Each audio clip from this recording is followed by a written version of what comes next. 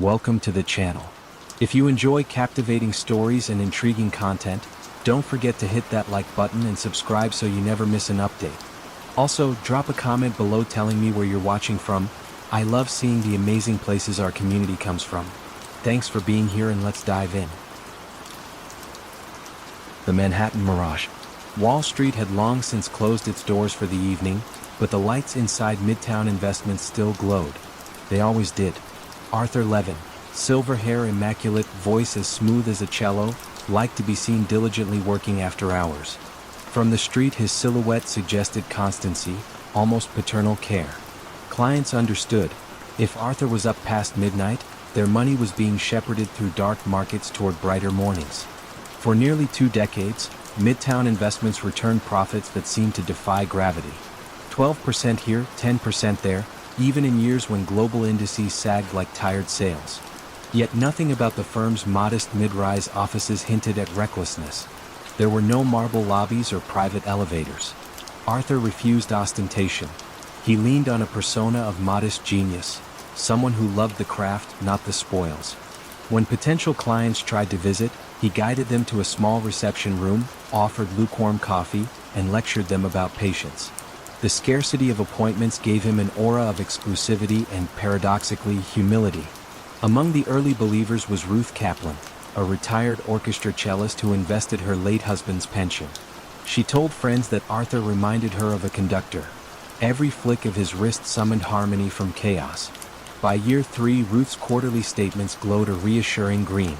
She urged neighbors, cousins, and eventually her synagogue's endowment committee to join. Word spread through cafes on the Upper West Side until Midtown Investments turned into a whispered password. Only those deemed discreet were invited inside. Arthur's secret lay downstairs, below the neat rows of monitors showing stale market data. In a dusty storage room, 2 retired accountants, Walter and Jean, compiled statements by hand each month. They never touched a trading terminal. Their job was purely cosmetic. Transpose columns of fictitious gains onto official-looking PDFs, then feed everything into a desktop printer that groaned under the volume. Once, Jean joked that the firm should buy better equipment. Arthur, with a faint smile, said sincerely, "Why replace something that's working?" She dismissed it as thrift. In truth, he couldn't risk an outside technician inspecting the network. The house of cards balanced on inflows. New deposits paid old withdrawals, but the masquerade needed a plot twist. Arthur provided one. A backstory involving split-strike conversion, a strategy so arcane it made average investors blink. When pressed, he produced charts peppered with Greek letters. His mastery of calm obscurity worked. Listeners nodded rather than admit confusion. They left reassured, telling themselves that comprehension was optional when returns were inevitable. One autumn, rain slicked Manhattan's sidewalks with bronze leaves, and warnings began to rustle too. A young auditor named Lena Whitaker arrived on behalf of a European pension fund. Soft-spoken and precise, she asked to examine trade confirmations directly from Midtown's clearing broker. Arthur deflected politely, "Strict confidentiality clauses, you understand." She smiled but didn't retreat. Instead, she cross-referenced dates from client statements with public trade volumes. The numbers clashed like mismatched passports. How could Arthur have executed options trades on days when volumes were negligible? Lena's curiosity grew into alarm. She compiled a memo titled Statistical Improbabilities in Midtown Investments Returns and sent it to the SEC's regional office. There, the document nestled among 1,000 other tips, but one line caught an analyst's eye. Probability of achieving these monthly returns for 180 consecutive months estimated at less than 1 in 4 quadrillion. The analyst forwarded it upward. Within weeks, 2 agents arrived unannounced at Arthur's office. They found him in the same reception room, sipping chamomile. He listened serenely to their request for trade records. "Of course," he said, leading them to the basement. The agents expected rows of servers. Instead, they saw cardboard boxes stacked like forgotten luggage. Walter and Jean sat at folding tables, dot matrix printers wheezing beside them. Jean's hands trembled when she realized the visitors weren't clients. Walter set down his pen, as though the story had decided its own ending. Arthur did not flee. He watched the agents scan the boxes and accepted silver handcuffs with calm resignation. When news of his arrest broke, Headlines called it the largest Ponzi scheme in American history. Some clients were ruined overnight, others salvaged portions through clawback lawsuits. Ruth Kaplan, the retired cellist, stared at the final statement, green numbers still radiant, then at an empty savings account. Her bow hand, once steady enough for Schubert, now shook uncontrollably. In court, prosecutors unraveled the manipulation layer by layer. Fabricated trades, forged clearing slips, phony asset valuations. Arthur listened without emotion. Asked why he did it, he offered a strangely gentle reply, "People believed in me. I did not want to disappoint them." His words floated in the hushed courtroom, an echo of twisted benevolence. The judge sentenced him to 150 years, a figure symbolic rather than practical, designed to puncture any lingering myth of brilliance. After sentencing, Lena visited the shuttered Midtown office. Dust motes drifted through slats of failing sunlight. On a desk she found a single sheet of stationery stamped with the firm's crest, a griffin mid-stride. Below it, a handwritten note, "Reputation is dividend enough." No signature. Whether Arthur wrote it or one of his clerks left a sardonic farewell, she never discovered. She folded the page, slid it into her case, and stepped back onto the rain-kissed sidewalk. The city marched on. New funds carved their logos into fresh marble lobbies, and investors sought the next quiet genius who returned steady profits independent of storms. Yet some lessons lingered. Ruth joined a community legal group, speaking softly to strangers about due diligence and healthy skepticism. Her voice retained its musical lilt even when recounting ruin. She concluded each talk with a simple phrase, one she had once ignored, "If something feels inevitable, ask why." As the audience dispersed, echoes of cello strings seemed to hang in the air, haunting, resolute, unresolved. The glass walls of Theranos. Long before the glass cracked, the headquarters of Theranos stood in Palo Alto like a promise solidified. Sunlit atriums, white lab benches, corridors lined with motivational slogans in minimalist fonts. Visitors wore access badges that glowed crimson, the color of freshly drawn blood, a deliberate flourish. The founder, Elizabeth Holmes, preferred black turtlenecks and direct eye contact. Her voice, low and unwavering, wrapped investors in a futuristic fable. A fingerstick of blood, a desktop box, and instant results for hundreds of tests. No more anxious waits, no vials spiraling through distant laboratories. Medicine, she said, would finally keep pace with Silicon Valley speed.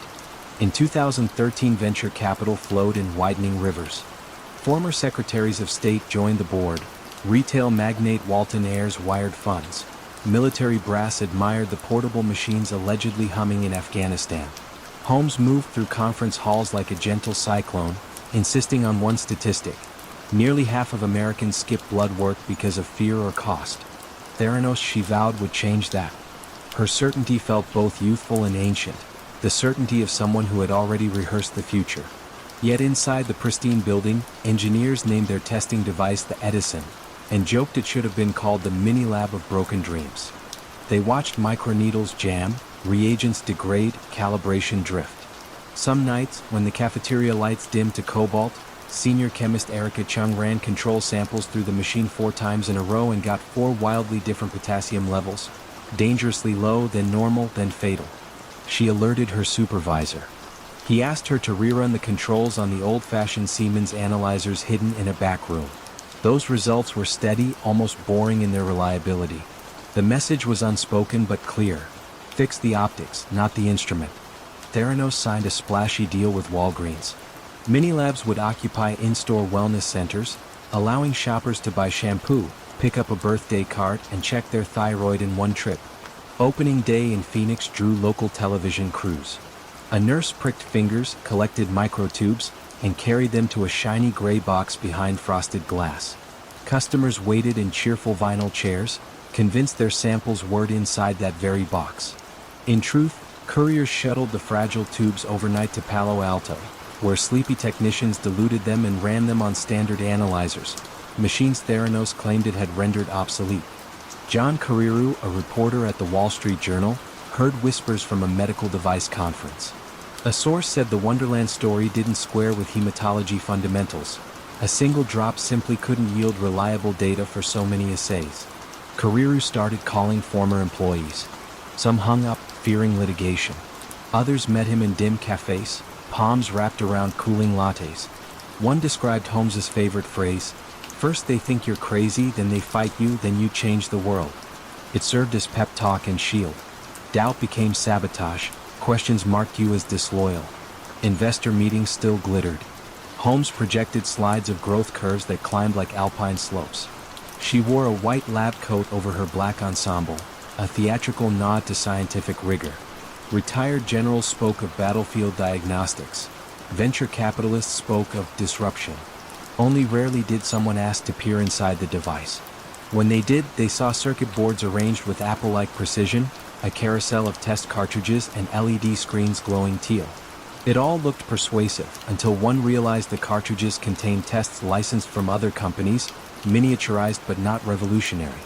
Tyler Schultz, grandson of board member George Schultz, joined Theranos as a researcher fresh out of Stanford.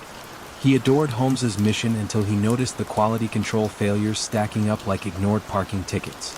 One evening he emailed Holmes directly, attaching a spreadsheet of inconsistent results. She thanked him tersely and copied Sunny Balwani, Theranos president and Holmes's secret partner. The next morning Tyler found himself isolated in meetings, badge access limited. Family dinners grew tense. His grandfather defended Elizabeth, citing the brilliance he'd witnessed firsthand. Trust, that most fragile commodity, frayed quietly across the Schultz dining table. Carrera's draft exposé reached Theranos lawyers before publication. They threatened to sue the journal, the reporter, even the anonymous sources. Non-disclosure agreements, signed in thick stacks, crackled like electric fences. But the journal stood firm, and on October 15, 2015 the front page carried a headline that sliced through Silicon Valley optimism. Hot startup Theranos has struggled with its blood test technology. Holmes went on television the next morning. She smiled without blinking. "This is what happens when you work to change things," she said. "First they think you're crazy." The interviewer noted her calm, mistaking it for confidence rather than calculation. Walgreens paused new rollouts. Regulators from Centers for Medicare and Medicaid Services, CMS, arrived in white lab coats. They found unqualified staff reading results, quality logs falsified, temperature alarms disabled. One inspector spotted a biohazard bin overflowing with used cartridges, a literal mountain of discarded hopes. CMS banned Holmes from owning or operating a lab for 2 years. She promised appeals, improvements, partnerships with major hospitals. But capital evaporated overnight. Employees packed boxes while framed magazine covers still hung on walls. Forbes, Fortune Incorporated, Holmes's face haloed by words like genius and next Steve Jobs. The irony felt surgical. By 2018 the Securities and Exchange Commission charged Theranos, Holmes and Balwani with massive fraud. Investors had lost more than $600 million. Patients received erroneous cancer markers, thyroid levels, even false HIV alarms. In 2022, a jury convicted Holmes on counts of wire fraud and conspiracy. Balwani followed months later. Among those watching the verdict live-streamed was Erica Chung, now co-founder of a non-profit teaching research ethics. She recalled the Phoenix grandmothers who had hugged her after their finger sticks, thanking her for a gentler future. Their kindness haunted her more than the sleepless nights in the lab. Fraud, she realized, is not merely about money, it colonizes hope. When the U.S. Marshals auctioned off Theranos equipment, the iconic Edison sold to a recycling firm for less than the price of a used laptop. Inside, engineers found hand-soldered boards, half-wired sensors, and a sticker that read "Believe in Miracles." They shook their heads, placed the device on a pallet, and wheeled it toward an uncertain afterlife. In the hushed courtroom after sentencing, Holmes briefly cradled her infant son before deputies led her away. Reporters later wrote of her expression, still composed as though the story might yet pivot. But stories like blood tests require precision. Once the numbers are revealed, the magic dissolves and only the truth, stubborn and unornamented, remains. The Munich Phantom. The bustle of Munich's Maximilianstrasse quieted after dusk, yet the headquarters of Solupe AG glimmered like a glass beacon. From the penthouse boardroom, Felix Korner gazed over the city's rooftops. He looked every inch the modern visionary, impeccably tailored charcoal suit, slim spectacles that caught the light, a half-smile suggesting secrets he might share, if only someone were clever enough to ask the right question. A decade earlier, SoloPay had been an obscure payments middleman processing online orders for niche retailers. Under Felix's stewardship, revenues rose in a straight line that bankers displayed like modern art. Journalists hailed him as the Teutonic Musk, a prodigy who made fintech feel as tangible as Bavarian clockwork. When analysts questioned how a mid-sized firm seemed to outpace giants, Felix answered with airy references to Asian growth corridors and proprietary switching modules, phrases too slippery to grip yet oddly reassuring. Investors, lulled by quarterly reports that shone bright green, nodded and bought more shares. 3 floors below, however, the ledger was stitched together by a man named Otto Fry, an accountant whose cardigan never matched his tie. Otto's domain was a fluorescent purgatory humming with aging servers. Each month he received spreadsheets from affiliates in Singapore, Manila, and Dubai. They arrived at night, time-stamped minutes apart, always formatted perfectly. Otto noticed curious patterns: identical transaction IDs across different regions, revenue spikes on local holidays when shops were closed, fees calculated to the eurocent regardless of fluctuating exchange rates. He flagged these to corporate finance. The emails vanished into silence like stones dropped into a deep lake. One afternoon, Otto's inbox pinged with a memo from compliance. Due to strategic realignment, he would transfer to a rural office near Augsburg, effective immediately. The next morning his badge failed at the Munich turnstile. Standing on the pavement, Otto stared up at the mirrored facade that no longer recognized him, then shuffled away under a canopy of late summer leaves. Though ejected, Otto was not erased. He shared his doubts with a former university friend, Hannah Adler, now a reporter at Der Monat. Hannah visited him in a cafe beside Augsburg's canal. Steam curled from their coffees as Otto spoke quietly, producing copies of the suspect spreadsheets. Hannah, patient yet precise, asked one question after another until the cafe lights dimmed for closing. She left with a folder beneath her coat and Otto's warning in her ear: check the cash balances. They're ghosts. Hannah began her search in the Emirates, where SoloPay claimed billions in client funds were held by a trustee bank. She phoned the address listed in corporate filings. A polite voice informed her that Trustee Services Division did not exist. In Manila, supposed partners occupied a mailbox rented by the hour. Piece by piece, the grand mosaic dissolved into scattered, unconnected tiles. Her first article ran under the headline "The Numbers No One Can Find." The piece outlined gaps large enough to steer a freighter through. Felix dismissed it as fantasy spun by short sellers, and the company staged an extravagant investor day at Munich's Olympic Hall. Light shows painted the ceiling while Felix, in a white shirt without tie, spoke of limitless horizons. Applause thundered and the stock price leapt again. Yet cracks widened. A London hedge fund analyst named Victor Webb built a model estimating that over half of SoloPay's reported earnings came from 3 opaque platform partners. He published a blunt note: if these partners are real, show us the money. Felix responded with threats of litigation. Victor doubled down, hiring private investigators to track down server racks allegedly humming in Jakarta. The investigators found an empty warehouse, its lease expired. By winter, Germany's financial regulator, BaFin, could no longer ignore the heat. They dispatched 2 examiners to SoloPay's headquarters, requesting direct confirmation of the overseas cash. Felix welcomed them with pastries dusted in sugar and spreadsheets printed on heavy linen paper. The examiners were charmed but unconvinced. They demanded bank statements sent from the trustee accounts, not about them. Felix smiled, promised delivery within 48 hours, and watched them depart. Across Europe, journalists refreshed email inboxes and message boards. 48 hours passed. Silence. 72. On the 4th day before markets opened, SoloPay halted trading pending material news. At 9:17 a.m., a Kirk release appeared. The external trustee could not confirm 1.9 billion euros in cash balances. The sum accounted for almost all profits reported over the previous 5 years. Phones rang like alarm bells in brokerage houses. Screens that once glowed emerald turned to uniform scarlet. In less than an hour, SoloPay's market value fell through trapdoors, wiping out fortunes from pension funds in Frankfurt to college endowments in Boston. Employees emerging from the building stared at their phones, faces drained of color as they realized their stock-heavy compensation had evaporated like morning mist.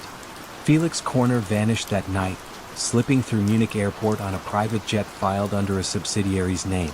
A camera captured him strolling across the tarmac, leather overnight bag in hand, posture unhurried. He reappeared 2 weeks later near Lake Garda, arrested at a roadside checkpoint while buying fuel. Italian police found burner phones, a stack of prepaid credit cards, and a paperback copy of The Count of Monte Cristo tucked into his luggage. In the courtroom months later, prosecutors described invoices concocted in co-working spaces, payments looped through shell firms, executives who signed false confirmations under duress or for dizzying bonuses. Felix listened, head tilted slightly as though the narrative amused him. When granted a final statement, he said only, "Perception creates reality, and reality is overrated." The judge replied with a 12-year sentence that landed like stone on water, ripples of closure but no true calm. Otto Fry, the quiet accountant who first traced the phantom numbers, attended the verdict. He sat in the back row, hands folded. Afterward, he stepped onto the courthouse steps where reporters jostled for comment. Otto said little, merely offering that controls are useless when people worship growth more than truth. He then walked away into the thinning crowd, cardigan flapping lightly in the wind. Meanwhile, Hannah's articles won awards she never celebrated. Each time she reread Otto's original spreadsheets, she felt a chill, as if the empty cells still whispered. In financial districts from Paris to New York, risk committees rewrote policies, promising vigilance. Yet in late-night bars, traders muttered that another Felix would rise soon enough. Markets, like stage audiences, forever crave a miracle, and somewhere a smooth voice was surely rehearsing its next act. The software of Madoff's machines. On the 39th floor of the Lipstick Building in Midtown Manhattan, the reception area sounded more like a library than a trading desk. Phones rang softly, carpets muted footsteps, and the only steady rhythm came from a row of IBM printers spooling out confirmation slips. Visitors assumed the hush signaled efficiency. In truth, it masked an emptiness. Behind a security door marked 17C, there were no frantic traders shouting ticker symbols, no wall of blinking price feeds, just Bernie Madoff's private sanctum, a handful of loyal clerks, and decades of secrets stacked in manila folders. Madoff cultivated contradiction. Publicly, he was the elder statesman of NASDAQ, the man who helped automate exchange trading. He favored modest gray suits, avoided splashy Hamptons parties, and could recite obscure baseball stats for anyone patient enough to listen. That ordinariness disarmed potential clients. When a wealthy dermatologist or a European fund of funds representative sat across from him, he often downplayed his skill. "I don't take everyone," he'd say, voice husky, almost apologetic. "It's mostly for family and a few friends." Scarcity became a lure. Checks followed.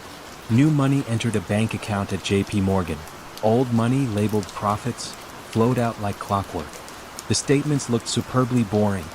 Monthly gains between 0.5 and 1.5%, hardly the fever spikes of tech stocks. Yet through bear markets, Asian currency crises, dot-com wreckage, even 9/11, those gains never stuttered.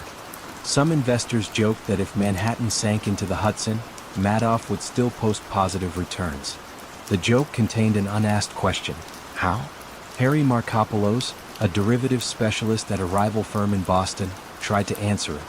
In 1999, his boss handed him Madoff's strategy outline, split strike conversion using S&P 100 options, and told him to replicate it. Markopoulos ran the math. Within hours, he concluded the returns were impossible. To match the volumes implied by Madoff's assets, he would need to trade more options than actually changed hands on the Chicago Board Options Exchange. He drafted a memo titled, "The World's Largest Hedge Fund is a Fraud," and sent it to the SEC's Boston office. Months passed. The agency thanked him politely and filed the document in an archive box. Meanwhile, Madoff's printer rolls kept turning. Frank DePascali, Bernie's lieutenant since 1975, oversaw their choreography. When quarter end approached, he and two programmers opened an old AS/400 computer unconnected to any brokerage network. They typed in stock symbols after referencing historical price tables. If the Dow had fallen sharply, they backdated trades to show timely sales. If it had risen, they inserted comparably perfect buys. A mouse click generated legions of PDFs, each sporting the imprimatur Madoff Securities LLC in sober serif font. No one at outside custodians cross-checked the fill prices.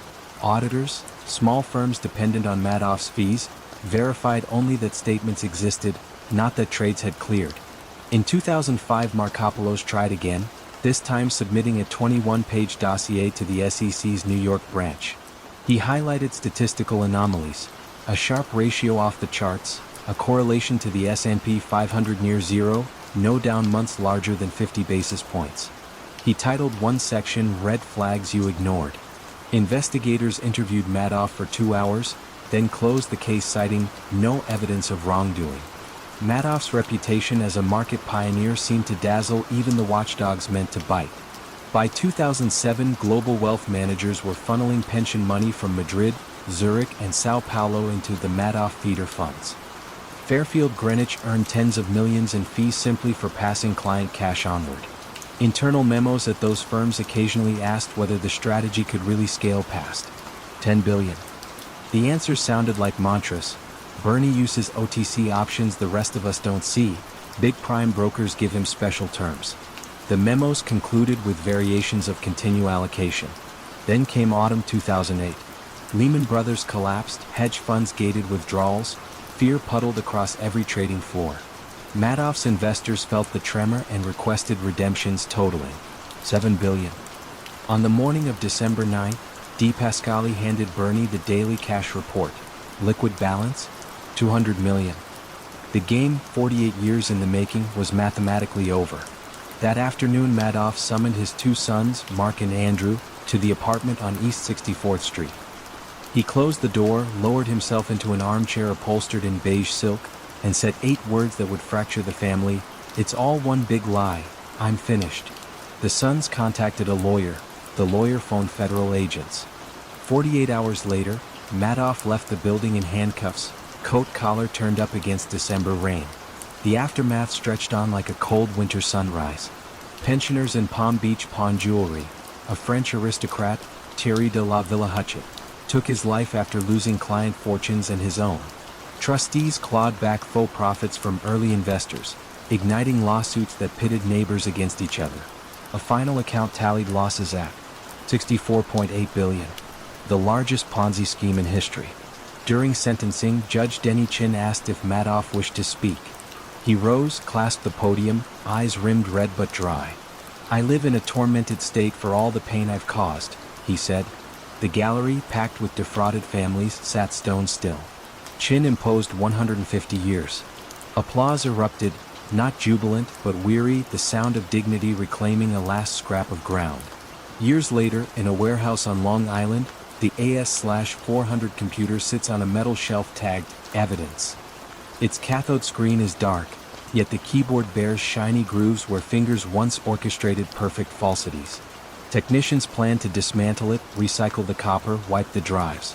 Before they do, one pauses, imagining the low mechanical where those printers made night after night, issuing numbers people trusted more than heartbeat or breath. In the hush, he wonders how many warnings the world requires before it listens, and whether silence itself can be the loudest alarm of all. The Ohio Ledger. Caraway, Ohio, sat between sprawling cornfields and a muddy bend of the Scioto River, the sort of Midwestern town where porch lights clicked off by 10 and the bank clock downtown still chimed the hour.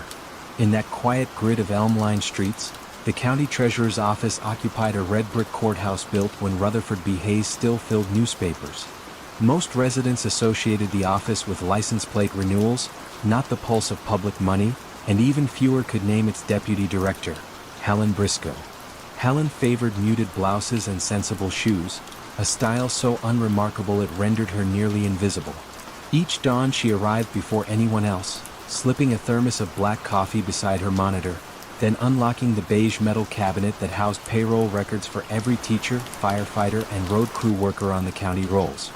By 8 she had already reconciled the previous day's deposits and queued electronic transfers so precisely that auditors in Columbus once called the treasurer's books a model of provincial discipline. This reputation suited Helen.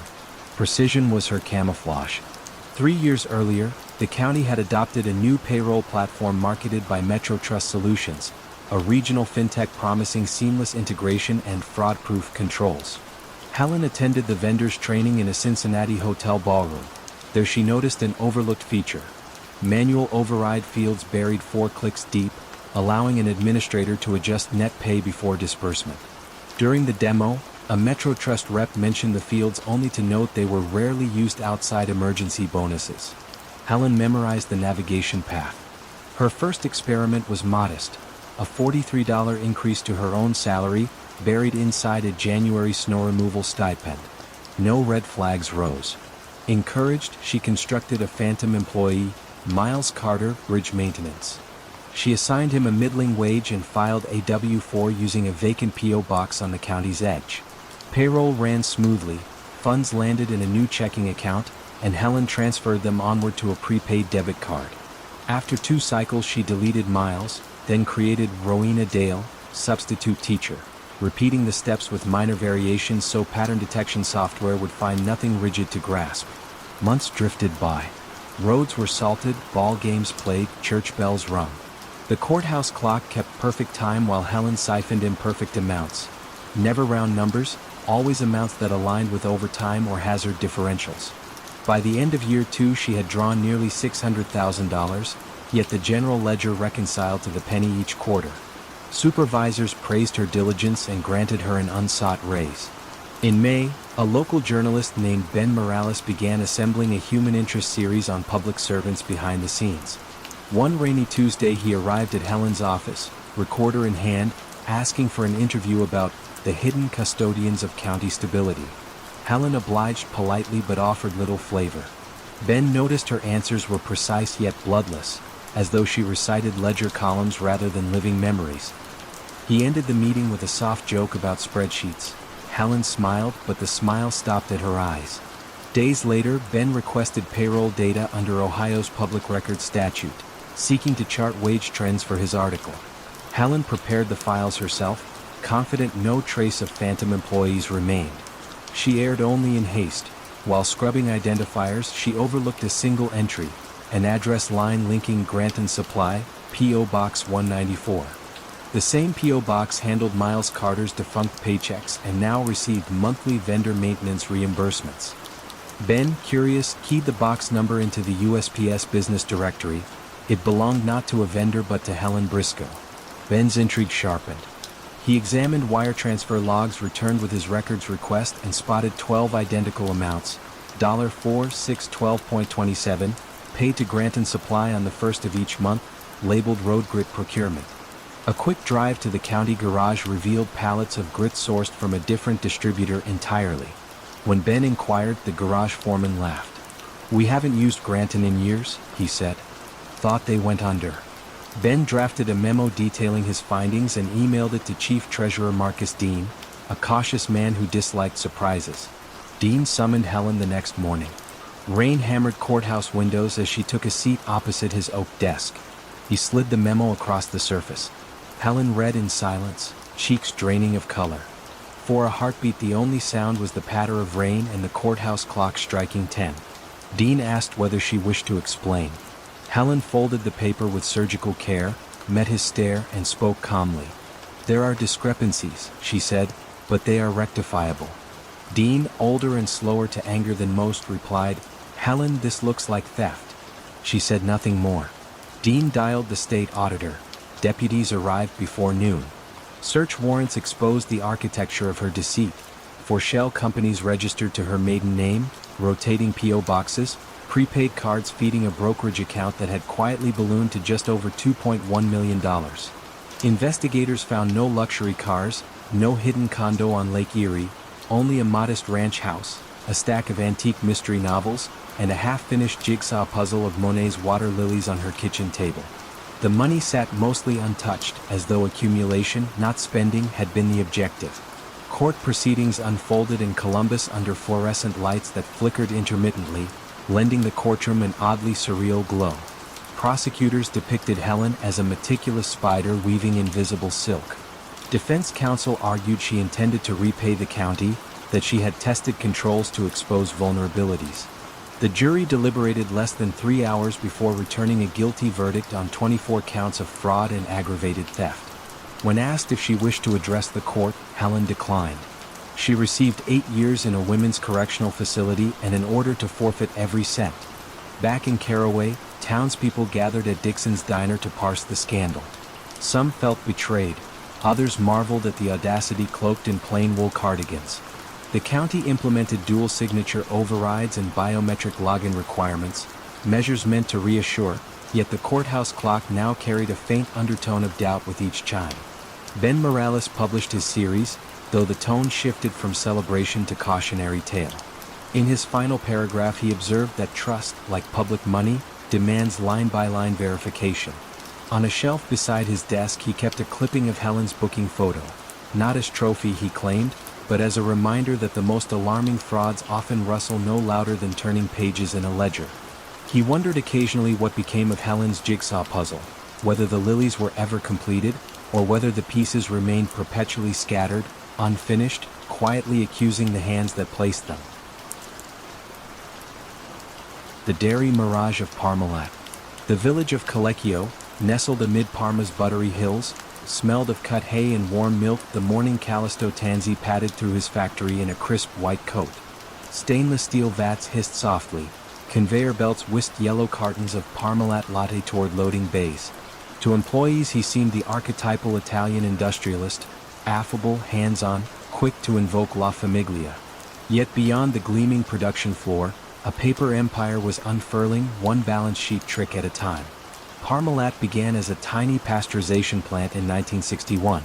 Tanzi's brilliance lay in UHT packaging, which stretched milk's shelf life from days to months.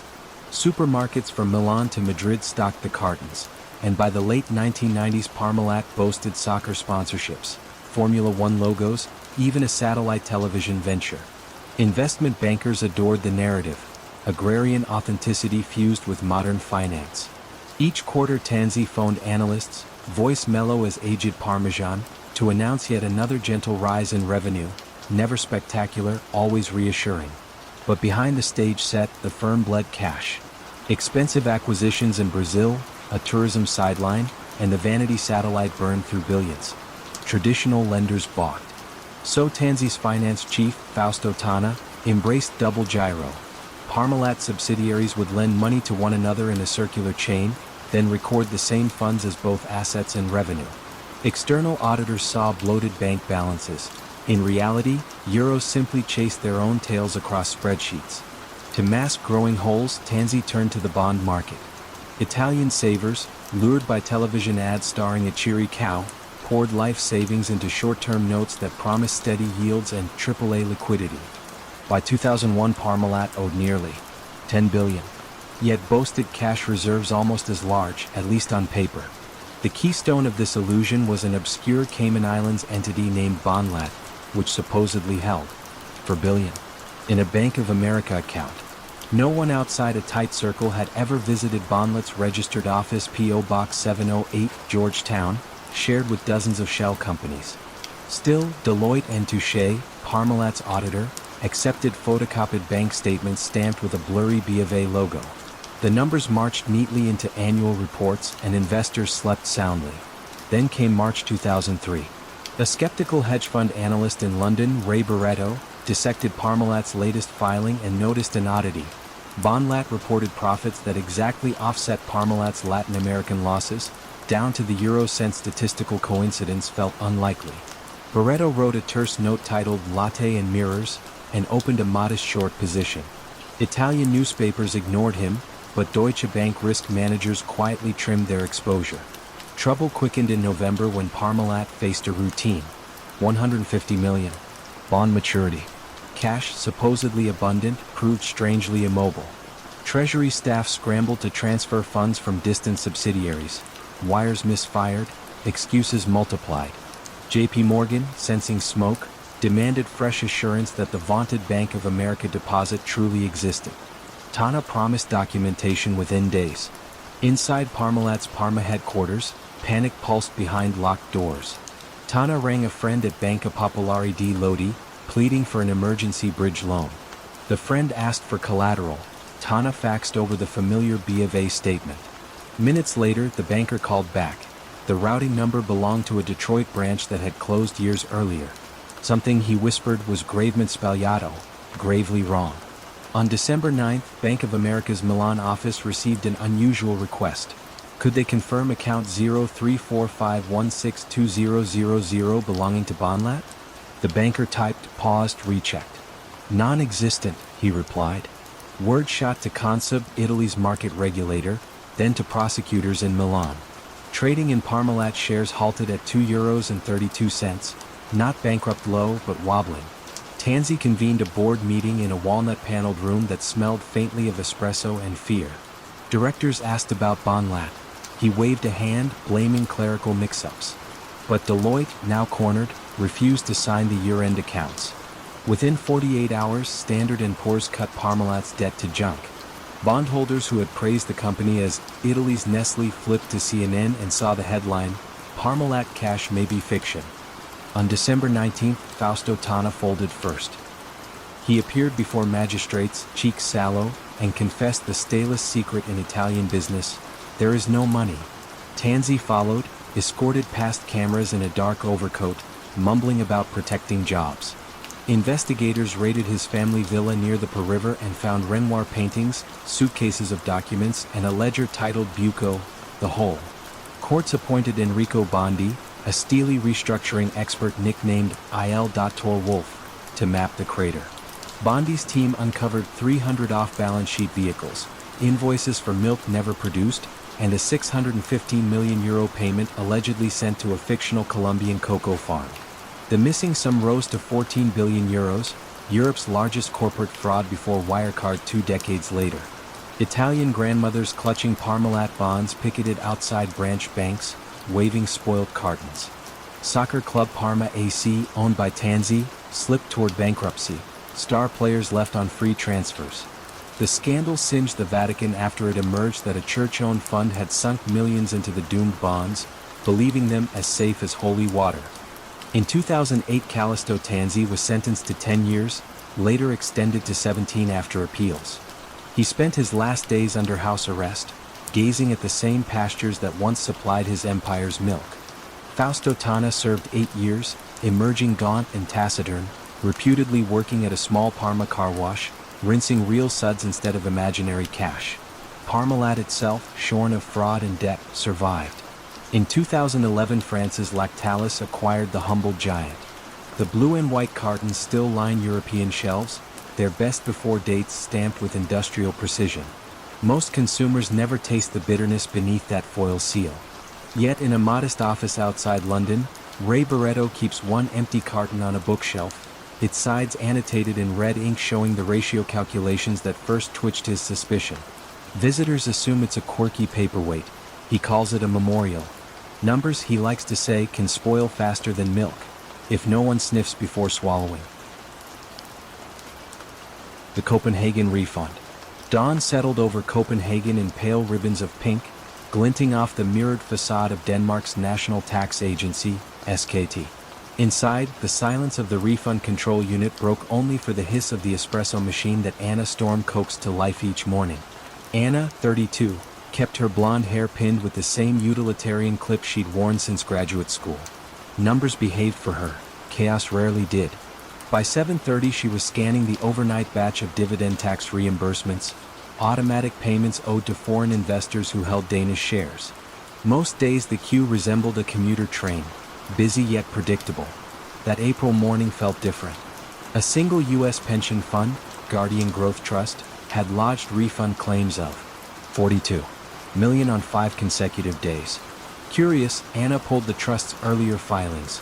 Identical wording, identical custodian address in Delaware, and, oddest of all, the same letterhead used by 3 other funds titled Valor Income, Harbor Shield, and Northgate Reserve.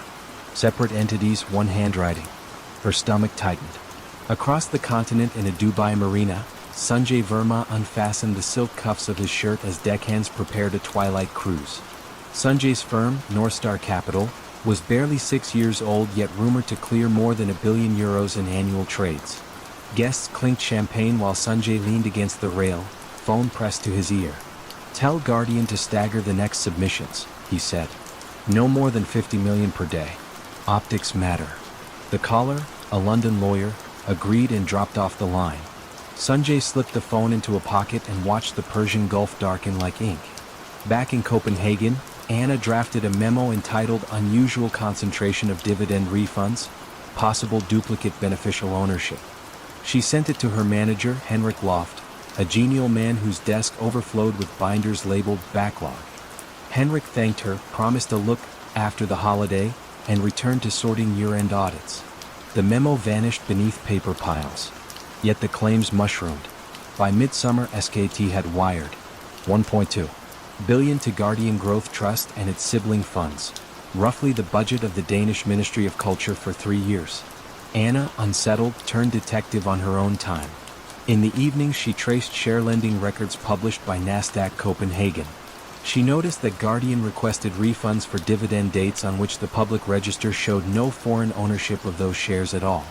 Either the shares had been borrowed and returned in microseconds or they never existed. Sanjay's mechanism was elegant in its audacity. He and a circle of traders orchestrated mirage transactions, rapid cum-dividend and ex-dividend swaps executed through European clearinghouses. Each side of the trade generated paperwork proving temporary share ownership. When the Danish companies paid dividends, Sanjay's funds filed for withholding tax refunds, attaching the forged ownership confirmations. SKT, eager to honor treaties that prevented double taxation, dutifully wired the money. The same shares could spawn 2, sometimes 3 refund claims in a single 24-hour window. That autumn, a reshuffle elevated a new director, Thomas Haugaard, to helm refund control. On his first Monday, he asked for open concerns. Anna, voice trembling, slid her memo across the table.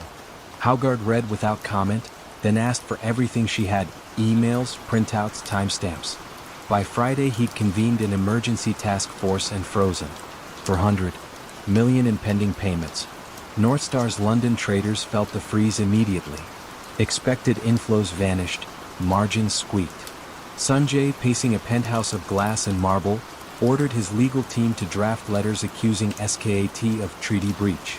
The tone was righteous, but his pulse betrayed panic. Asset freeze orders soon rippled to banks in Zurich and Luxembourg. An extraordinary hearing unfolded in Copenhagen's city court. Prosecutors displayed a chart. 1.7 billion refunded to 26 foreign funds, all registered at the same Delaware office suite. The judge, spectacles sliding down his nose, asked how such sums escaped scrutiny. Haugaard replied calmly, "We trusted paper more than probability."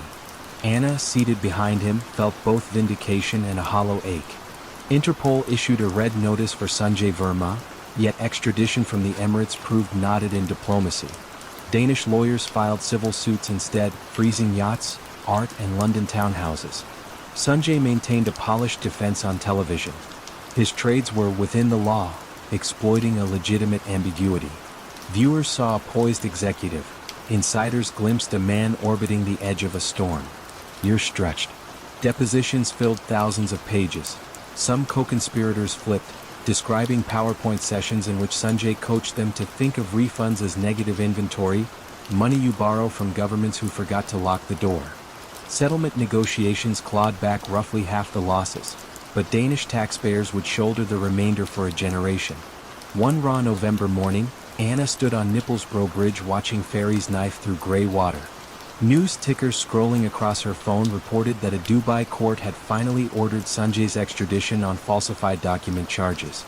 He was photographed boarding a plane, wrists loose in discreet cuffs, gaze fixed somewhere beyond the lens. The image felt anticlimactic, like the last page of a thriller read under a lamp long after midnight. SKT re-engineered its refund protocol. Dual-factor authentication, real-time share register feeds, mandatory cross-border verifications. Politicians praised the overhaul. Newspapers ran infographics. Yet Anna understood that controls were only walls. Conviction, or its absence, lived in quieter places. A late open memo, a manager too tired to question a pattern, a system that paid refunds faster than it asked why. That evening she exited the steel elevators alone. Snow began to fall, dusting bicycles chained to lampposts. As she walked home along the canal, The city lights shimmered on the water like scattered coins, tokens of value, reflections easy to mistake for the real thing.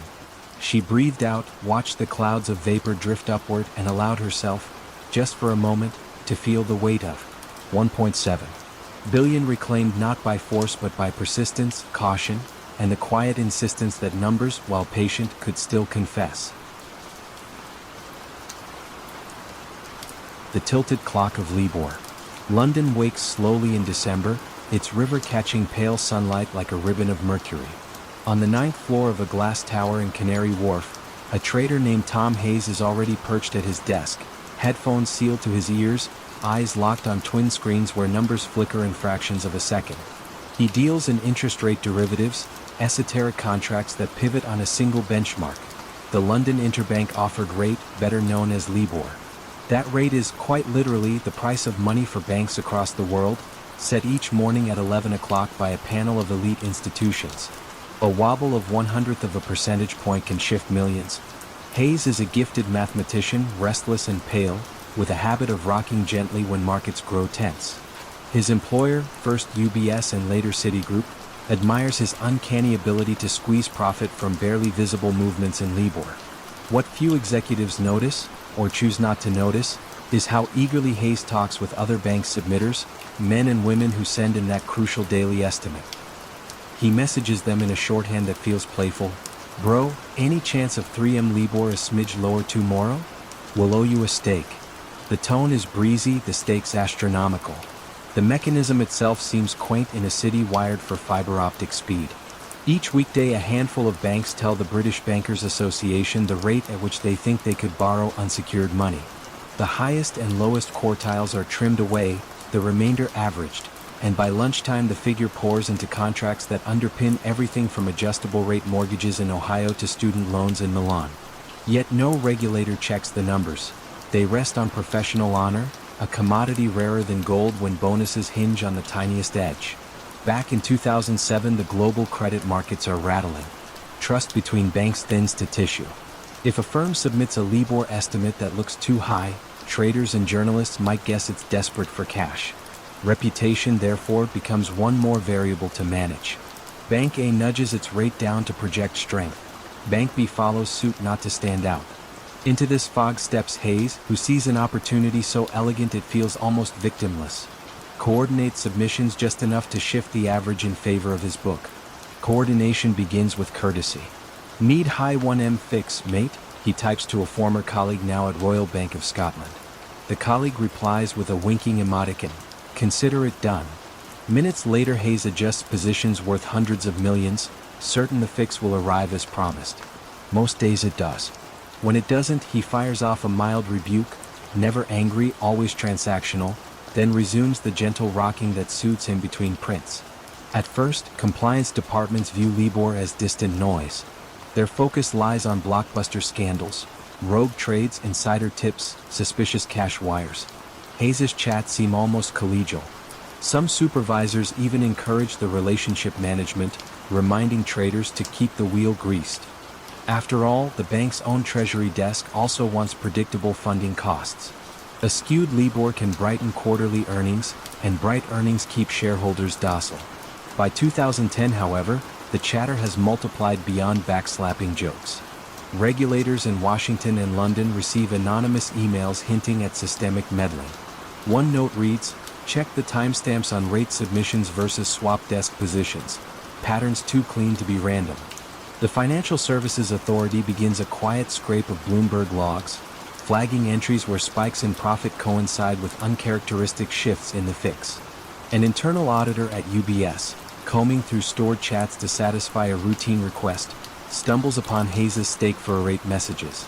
Her first reaction is disbelief. The language is so casual she assumes it must be industry slang for something innocuous. 2 days later she escalates the file.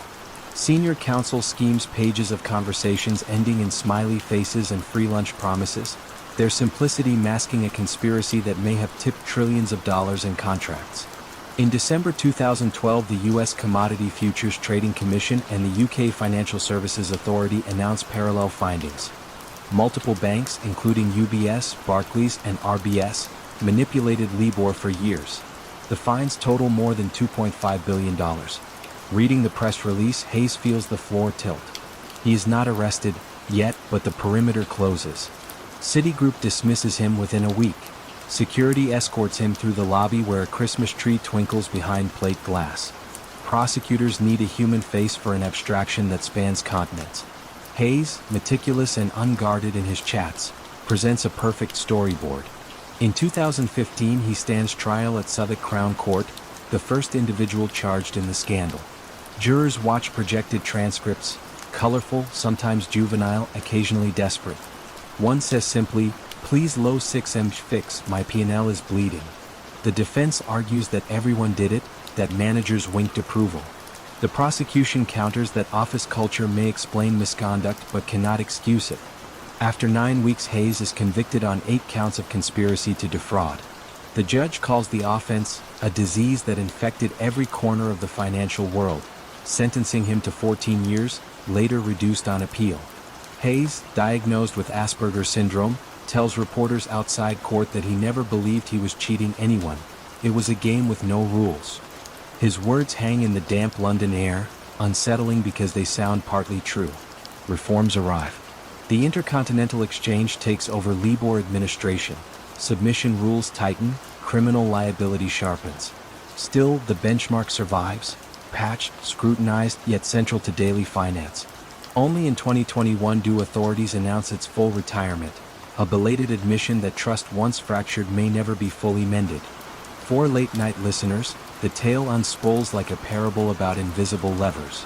They learn that global rates rested not on ironclad math but on a daily pole, as pliable as wet clay in the hands of traders trading favors. They picture a young mathematician rocking in his chair while numbers dance to whispered cues, and they sense the broader chill. When time itself, the cost of borrowing across tomorrow, next month, next decade, can be nudged by quiet texts and promised stakes, vigilance must stretch beyond algorithms to the oldest safeguard of all, the unglamorous insistence on honest answers at 11 a.m. each day. The London Carbon Carousel. Morning commuters poured through Canary Wharf as if pulled by an unseen tide, yet the 26th floor of Arcadian Commodities bristled with a different current, one of silent urgency behind glass partitions. Marcus Dalrymple, the firm's soft-spoken director of emissions trading, adjusted his cufflinks and studied the carbon credit screens flickering in pastel greens and oranges. Prices shifted by fractions of a cent, but velocity mattered more than value. Buy, sell, reclaim the tax, and exit before the music changed key. Arcadian's rise had been meteoric. In less than 18 months, the boutique desk claimed volumes rivaling continental banks, reporting profits that charmed investors and nudged Marcus onto panels about market ingenuity. During interviews, he framed his success as altruism, facilitating Europe's transition to net zero. Viewers saw ethical capitalism. Regulators saw ordinary arbitrage. Only those seated at Arcadian's walnut conference table sensed a tempo too frenetic to be benign. Across the channel in Antwerp, a freight clerk named Sophie Mays received pallets of recycled paper labeled certificates de-emission destined for Arcadian's holding company. The paperwork puzzled her. Carbon credits were digital entries, not physical documents. Still, custom stamps were in order. She signed, unaware the pallets were theater, evidence in case questions arose about stock moving cross-border. Marcus's choreography hinged on a quirk of European value-added tax. When carbon credits flowed from one member state to another, the buyer paid no VAT. But when credits resold domestically, VAT applied, and the seller could later reclaim it as input tax.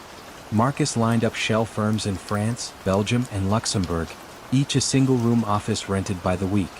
Credits bounced through them like coins in a fountain, Paris to Brussels to London in minutes, logged by brokers who never left their desks. By the time Arcadian offloaded the same slices of carbon back onto the exchange, they had changed ownership half a dozen times, generating a paper trail of VAT refunds far richer than the underlying commodities. The firm's junior analyst, Priya Shah, noticed oddities while reconciling trades. Order times in the risk system preceded confirmations by mere milliseconds. Implausible given transnational latency. She mentioned it to Marcus over espresso. He smiled, citing pre-matched liquidity pools, and moved on. Priya tucked the answer away, but doubt lingered like a draft through a cracked window. Late that autumn, HM Revenue and Customs ran an algorithm to flag VAT anomalies. Arcadian's claims stood out, tens of millions requested back within weeks of remitting them, textbook missing trader patterns. An unannounced team arrived in Canary Wharf before sunrise, escorted by security guards with clipped radios. Marcus greeted the officers with affable curiosity. Of course they could review invoices, though the senior accountant was abroad on family matters. Priya watched from her desk as officials photographed servers and boxed binders. One paused to examine a pallet docket shipped from Antwerp. Ink smudged beneath his thumb. The signature read like the looped flourish of a practiced hand. Priya's heart quickened. All morning she replayed every late-night reconciliation, wondering which keystroke might tether her to a crime she only half understood. News broke by noon. Carbon credit trader under investigation for £300 million VAT irregularity. Television anchors recited figures in calm voices, but the phrase carousel fraud carried a hint of carnival menace. Staffers slipped away for urgent appointments. Marcus remained at his glass desk, orchestrating measured statements about compliance cooperation. Still, he looked unusually pale, as though lit from within by fluorescent doubt. HMRC investigators traced the carousel with forensic patience. Shell companies closed days before payment notices arrived, directors listed at vacant suburban addresses, emails routed through disposable domains. One Belgian intermediary, a former nightclub promoter, confessed that he never touched carbon credits. All he handled were envelopes of cash picked up at motorway rest stops. Marcus's arrest came on an icy January evening outside a Chelsea restaurant. He did not resist, merely straightened his overcoat as cameras flashed. In court the Crown painted him as conductor of a symphony of vanishing traders, a performance exploiting legislation meant to curb pollution but ripe for manipulation. Marcus's defense leaned on complexity. The market was nascent, records in flux, no intent to defraud, only to optimize liquidity. Jurors, teachers, postal workers, a retired nurse, needed little persuasion that optimization should not spin £300 million from thin air. Priya testified under immunity, voice steady yet tinged with regret. She described the millisecond timestamps, the pallets of paper certificates, the espresso chat that now sounded like a cautionary fable. When asked why she did not speak sooner, she answered that the profits had felt like validation, and doubt can drown beneath applause. The verdict arrived on a rain-soaked Friday. Marcus received 11 years, the courtroom hushed except for the tap of rain against high windows. As guards led him away he glanced back, perhaps searching for sympathy, perhaps measuring silence. Priya did not meet his eyes. Arcadian Commodities dissolved, its elegant office furniture auctioned to smaller firms that still believed in transparency. Parliament hurried through amendments turning cross-border carbon trades into reverse-charge transactions, closing the carousel's gate. Commentators hailed the patch as overdue, yet some warned that markets evolve faster than laws. Today's loophole is merely tomorrow's retrofit. Months later, Sophie in Antwerp opened a letter from HMRC thanking her for cooperation she never realized she gave. Her signature on shipping dockets had mapped the carousel's outer ring. She folded the letter, returned to her freight terminal, and stared at true cargo, steel coils, barcode scanners, goods that existed. The notion that paper promises could pollute a system more efficiently than smoke ever could left her oddly unsettled. One crisp spring morning, Priya strolled along the Thames, passing traders who still spoke in clipped phrases about spreads and credits. She paused at Blackfriars Bridge, watching sunlight quiver across the water. In that shimmer she saw the echo of numbers racing in circles, chasing a tax that was never meant to be loot. The river kept flowing forward, indifferent to loops and ledgers, carrying the city's reflections toward the sea. Priya breathed in cool air, promising herself that future profits would arrive without mirrors, without carnival music, and, most of all, without a carousel spinning blur that hides absence at its center. The shadow ledgers of Munich. A soft Bavarian dusk settled over Munich when the first whispers drifted across the trading desks. Wirecard's quarterly numbers were off, far off. To the casual shareholder, the digital payments darling still gleamed, its stock chart a staircase pointing ever upward. Yet in the hushed corners of the firm's own headquarters, a different narrative pressed against the silence. It began with an unremarkable email that landed on the desk of a junior auditor named Lena Vogel, the sort of message that should have been routine, an automated alert about a small reconciliation mismatch at a third-party payment processor in the Philippines. Lena, precise by nature, double-checked the figures. The shortfall, only a few thousand euros, felt trivial. Still, she flagged it to her supervisor, Mark Brewer, who preferred to smooth wrinkles quickly. Round-off noise, he called it. But something in the data gnawed at Lena. Tiny anomalies scattered like breadcrumbs across distant servers. Duplicate vendor IDs, payments looping through sleeper accounts, revenue lines sprouting without invoices. The following week, a second alert arrived, this time from Singapore. Again, the discrepancy was marginal, but the pattern whispered of something larger buried beneath layers of shell companies. Lena asked for a full list of Wirecard's offshore acquiring partners. The file she received was immaculate, too immaculate. Dozens of entities, stamped with certification dates, tax numbers, and digital signatures, gleamed like polished brass. She noticed, however, that several addresses resolved to co-working spaces rented by the day. That same evening, while Munich's beer halls pulsed with summer tourists, Lena sat in her apartment scouring corporate registries. A Philippine company named Ocent Global, credited with millions in annual profit, shared a phone number with a laundry service in Manila. Another, Alhai Payments in Dubai, appeared on no local business database at all. She typed until dawn, her screen haloing the room in a cold glow. Inside Wirecard, the mood remained buoyant. Executive briefings extolled explosive growth in Asia, conjuring visions of card swipes under neon city lights. Employees toasted quarterly targets with Prosecco in the cafeteria. Chief Executive Marcus Braun strode the marble lobby with evangelical confidence, calling skeptics enemies of innovation. Press releases spoke of vaults of cash parked safely in trustee accounts across the globe. When Lena presented her findings to Mark, he frowned, eyes darting toward a closed meeting room. Compliance has already signed off, he insisted, adjusting his tie. You're seeing ghosts. He suggested a long weekend and slid a voucher for an upscale spa across the desk. Lena declined. She had begun to sense the machinery of obfuscation, gears meshing behind every polite smile. 2 months later, the Financial Times published an explosive piece. Anonymous whistleblowers alleged that Wirecard was inflating revenue through a web of third-party acquiring partners. The newsroom's phones rang non-stop. Hedge funds smelled smoke. Wirecard's share price dipped, then recovered after a fiery rebuttal from Braun, who labeled the article fake news. Internal emails urged employees to stand proud, reminding them that market visionaries were always misunderstood. But auditors from KPMG were now under contract for an independent review. Lena, sidelined from key meetings, watched teams wheel boxes of files into sealed conference rooms. She knew the incriminating documents would not be found on company servers. They resided in what colleagues half-jokingly called the shadow ledgers, spreadsheets emailed between trusted insiders before being wiped.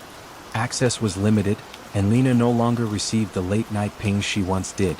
Frustrated, she reached out to a former co-worker now in Singapore, Ravi Sharma, who had managed merchant onboarding for Southeast Asia. Over an encrypted call, Ravi confessed that many supposed clients were phantom shops. Websites never went live, addresses belonged to P.O. boxes, and yet monthly statements showed roaring sales. Money sluiced from one offshore node to another before looping back as legitimate revenue. It's like watching water poured into a Mobius strip, he whispered. The KPMG report, delayed for months, finally surfaced in April. Its language was cautious, but the subtext screamed. Crucial data was missing, access obstructed, explanations inconsistent. The board summoned an emergency call as investors dumped shares in a panic. On a sweltering June morning, auditors asked a simple question. Could Wirecard confirm the existence of 1.9 billion euros supposedly held in 2 Philippine banks? A pause stretched across continents. Then came the brittle reply, the cash was gone. Perhaps it had never existed. Police cars rolled up to Wirecard's glass fortress at dawn, lights strobing against steel and stone. Employees huddled behind windows as officers led the company's chief operating officer, Jan Marsalek, out the front door. By nightfall he had vanished, slipping beyond border controls with a passport from a friendly nation.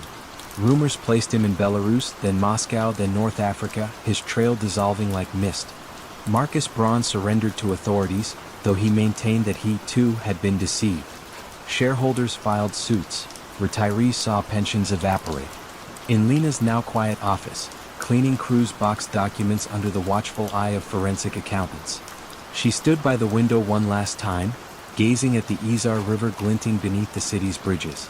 She felt no triumph, only the hollow echo of potential squandered.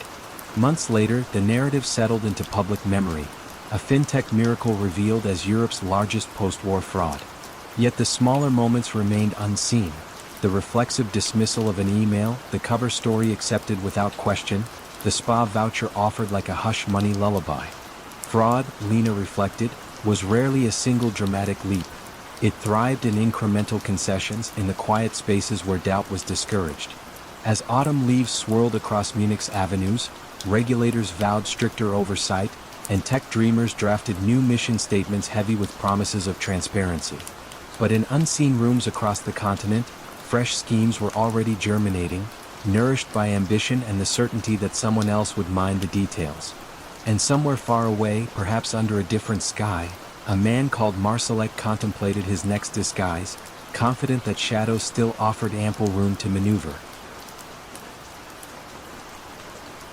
The Bordeaux Barrel. Even before sunrise, mist drifted through the narrow lanes of Saint-Emilion, curling around limestone facades that had weathered centuries of harvests. Deep beneath those streets lay the vaulted cellar of Le Maire Chateau's Invest, a boutique brokerage that promised ordinary investors a taste of France's Grand Cru future. Its founder, Julien Le Maire, possessed the posture of effortless confidence. Lapel pin set just so, baritone voice caressing every vowel as if it carried the scent of oak. Julien's pitch was disarmingly simple. Purchase allocations of prime Bordeaux, en primeur, barrels of wine sold 2 years before bottling, then resell at a premium once critics bestowed high scores. 4-5 consecutive vintages, client statements showed double-digit gains. British retirees, Norwegian dentists, even a Silicon Valley software engineer proudly framed certificates confirming ownership of specific barrels dated and sealed with the chateau's crest. Julien mailed tasting notes on embossed stationery, each line evoking blackcurrant, cedar, and inevitable appreciation. Across town, Claire Dubois clocked in at Vin Logistique, a shipping cooperative that routed barrels from local estates to bonded warehouses across Europe. Her work was routine, matching bills of lading to trucks rumbling toward Calais, until one October afternoon when a driver complained that his manifest listed 20 barrels bound for Le Maire Chateau's Invest, yet the warehouse released only 10. Claire assumed a clerical slip, but the discrepancy resurfaced 10 days later, then again the week after that. Each time, half the supposed cargo seemed to evaporate between cellar and loading dock. She emailed Julien's operations officer for clarification. The reply arrived within minutes. Minor labeling confusion, we'll rectify shortly. The speed of the response felt rehearsed. Claire dug deeper, tracing cask reference numbers through customs databases. She discovered that many barrel IDs assigned to Le Maire's clients had already sailed months earlier under different consignees: Italian restaurants, Danish collectors, anyone but the names printed on those glossy certificates. Meanwhile, investment seminars blossomed in hotel ballrooms from Lyon to London. Julien, tailored in midnight blue, mesmerized audiences with slides comparing wine to gold. Limited supply, growing demand, immunity to political shocks. He projected a bar graph where returns climbed like vines toward the sun, then offered last-minute allocations that disappeared before coffee cooled. Applause followed, flavored by the faint bouquet of greed. Claire compiled her findings into a neat dossier and carried it to the regional fraud brigade in Bordeaux. Captain Elodie Marx skimmed the pages, eyebrows knitting. Refund fraud was common, counterfeit labels too. But this? Selling barrels that existed once, twice, sometimes not at all. A ghost vintage, Marx muttered. She opened an investigation quietly, fearing a stampede of panicked investors could scatter evidence like chaff. Julien sensed tremors nonetheless. That winter he transferred company funds to a newly incorporated entity in Luxembourg and urged staff to work from home during cellar renovations. Client emails requesting tastings received polite delays. CO2 levels in the cellar were temporarily unsafe. Outside, vines slept beneath frost, unaware their reputations were being leveraged into phantoms. By early spring, Captain Marks secured judicial warrants. Officers descended on Le Maire Chateau's Invest at dawn, boots echoing through the vaulted showroom where framed magazine covers hailed Julien as Le Courtier du Millionnaire. Behind a decorative partition they found a compact server whirring beside a case of rare Armagnac. Hard drive logs revealed spreadsheet templates capable of generating hundreds of barrel certificates at a keystroke, each bearing a unique serial indistinguishable from authentic markings. Julien was arrested later that day while exiting a Tesla outside the Hotel de Cise. Handcuffed, he maintained the same calm timbre that once charmed investors. "A misunderstanding," he told reporters, "administrative delays blown out of proportion." Yet investigators traced 98 million euros flowing through layered accounts, only a fraction used to purchase actual wine. The rest financed a riverside villa, designer watches, and a silent share in a Monaco casino. Court proceedings convened beneath the carved oak beams of Bordeaux's Palais de Justice. Prosecutors described a scheme that fermented like spoiled must. Duplicate barrel IDs sold to multiple clients, non-existent overflow stock stored in warehouses that had been demolished years earlier, forged tasting room photos spliced from estate brochures. Each revelation landed gently yet decisively, like droplets of wine against crystal, quiet but impossible to ignore. Defense counsel argued that market demand simply outpaced supply, necessitating temporary synthetic positions akin to futures contracts. The analogy wilted under cross-examination. Expert sommeliers confirmed that terroir cannot be replicated by spreadsheets. The jury needed no further clarification. Claire Dubois testified on a gray Tuesday morning. She explained how shipping ledgers should harmonize with seller inventories, how the missing barrels echoed through databases like absent notes in Accord. Her demeanor was spare, her sentences crisp. When finished, she stepped down, returning to anonymity as quickly as she had left it. The verdict arrived after 4 hours. Guilty on counts of fraud, forgery, and money laundering. Julien received 14 years and a mandate to repay investors, funds to be raised by auctioning his villa, watches, and the few genuine barrels he had actually secured. As guards escorted him away, he glanced toward the public gallery, perhaps seeking the admiring gaze that once followed him from tasting halls to private jets. None arrived. In the months after the scandal, Saint-Emilion's cobbled streets resumed their quiet rhythm. Investors who had spoken of cedar and blackcurrant flavors now spoke of clawbacks and restitution hearings. Vinlogistique installed blockchain tracking for every barrel leaving its docks, transforming oak casks into data points no certificate could counterfeit. On a mild June evening, Claire walked past the shuttered storefront of Le Maire Chateau's Invest. Sunlight pooled in the doorway, highlighting dust motes that drifted like remnants of a dream.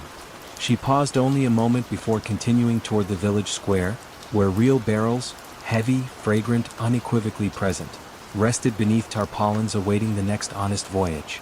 As twilight settled, Vineyard Rose glowed a muted gold. The land remained indifferent to schemes spun above its soil.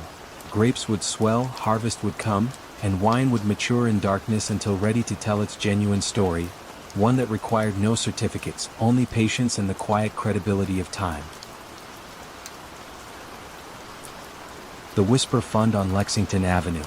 Twilight draped New York City in pale gold when Harvey Silverman, investment columnist for a mid-sized financial daily, first heard the name of Bernard L. Madoff uttered with hushed reverence. The setting was a private charity gala at the Metropolitan Club. Between clinks of crystal, a hedge fund manager bragged that his family foundation had an inside track with Bernie and never posted a losing quarter. Harvey, a man trained to raise an eyebrow at everlasting sunshine, filed the claim away like a loose thread on an otherwise expensive suit. Madoff's offices, tucked inside the Lipstick Building on Lexington Avenue, looked perfectly ordinary: gray carpet, ergonomic chairs, rows of Bloomberg terminals. Yet visitors emerged with the serenity of acolytes leaving a chapel. They spoke of consistent returns, steady, soothing 12 to 13% year after year, rain or shine. No bold promises, just a perpetual hum of moderate profit. It felt, as one pension fund trustee put it, like earning interest from gravity. The fund's allure rested on scarcity. Prospective investors endured waiting lists reminiscent of exclusive country clubs. Madoff would sometimes decline a deposit, waving it away with a grandfatherly smile, which only sharpened appetite. The rare chance to get in conferred status on New England prep schools, European aristocrats, and retirees from Boca Raton who dined on early bird specials while boasting of their personal friendship with Bernie. For Harvey, the puzzle deepened when he tried to trace the fund's trades. Madoff claimed to use a split-strike conversion strategy on blue-chip stocks, hedged by options on the S&P 100. Yet option market veterans whispered that the volumes required to support tens of billions under management never appeared on the tape. Maybe he's doing them OTC, someone suggested. Or maybe, another quipped, he's a magician. 2 floors below headquarters, inside a locked room accessible by only a few, the real magic unfolded. There, a decades-old IBM mid-range computer produced trade confirmations out of thin air. Frank DePascali, Madoff's loyal lieutenant, checked off figures by hand, ensuring each client statement gleamed with plausible strikes and settlement dates.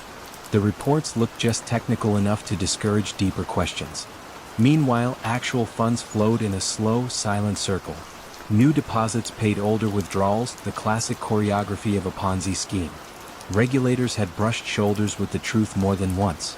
In 1999, a derivatives expert named Harry Markopolos mailed the SEC a memo bluntly titled, "The world's largest hedge fund is a fraud." Markopolos had tried to replicate Madoff's results and concluded the numbers could only be fabricated. His warning landed with a soft thud. Examiners performed brief visits, asked polite questions, and left impressed by the firm's veneer of order.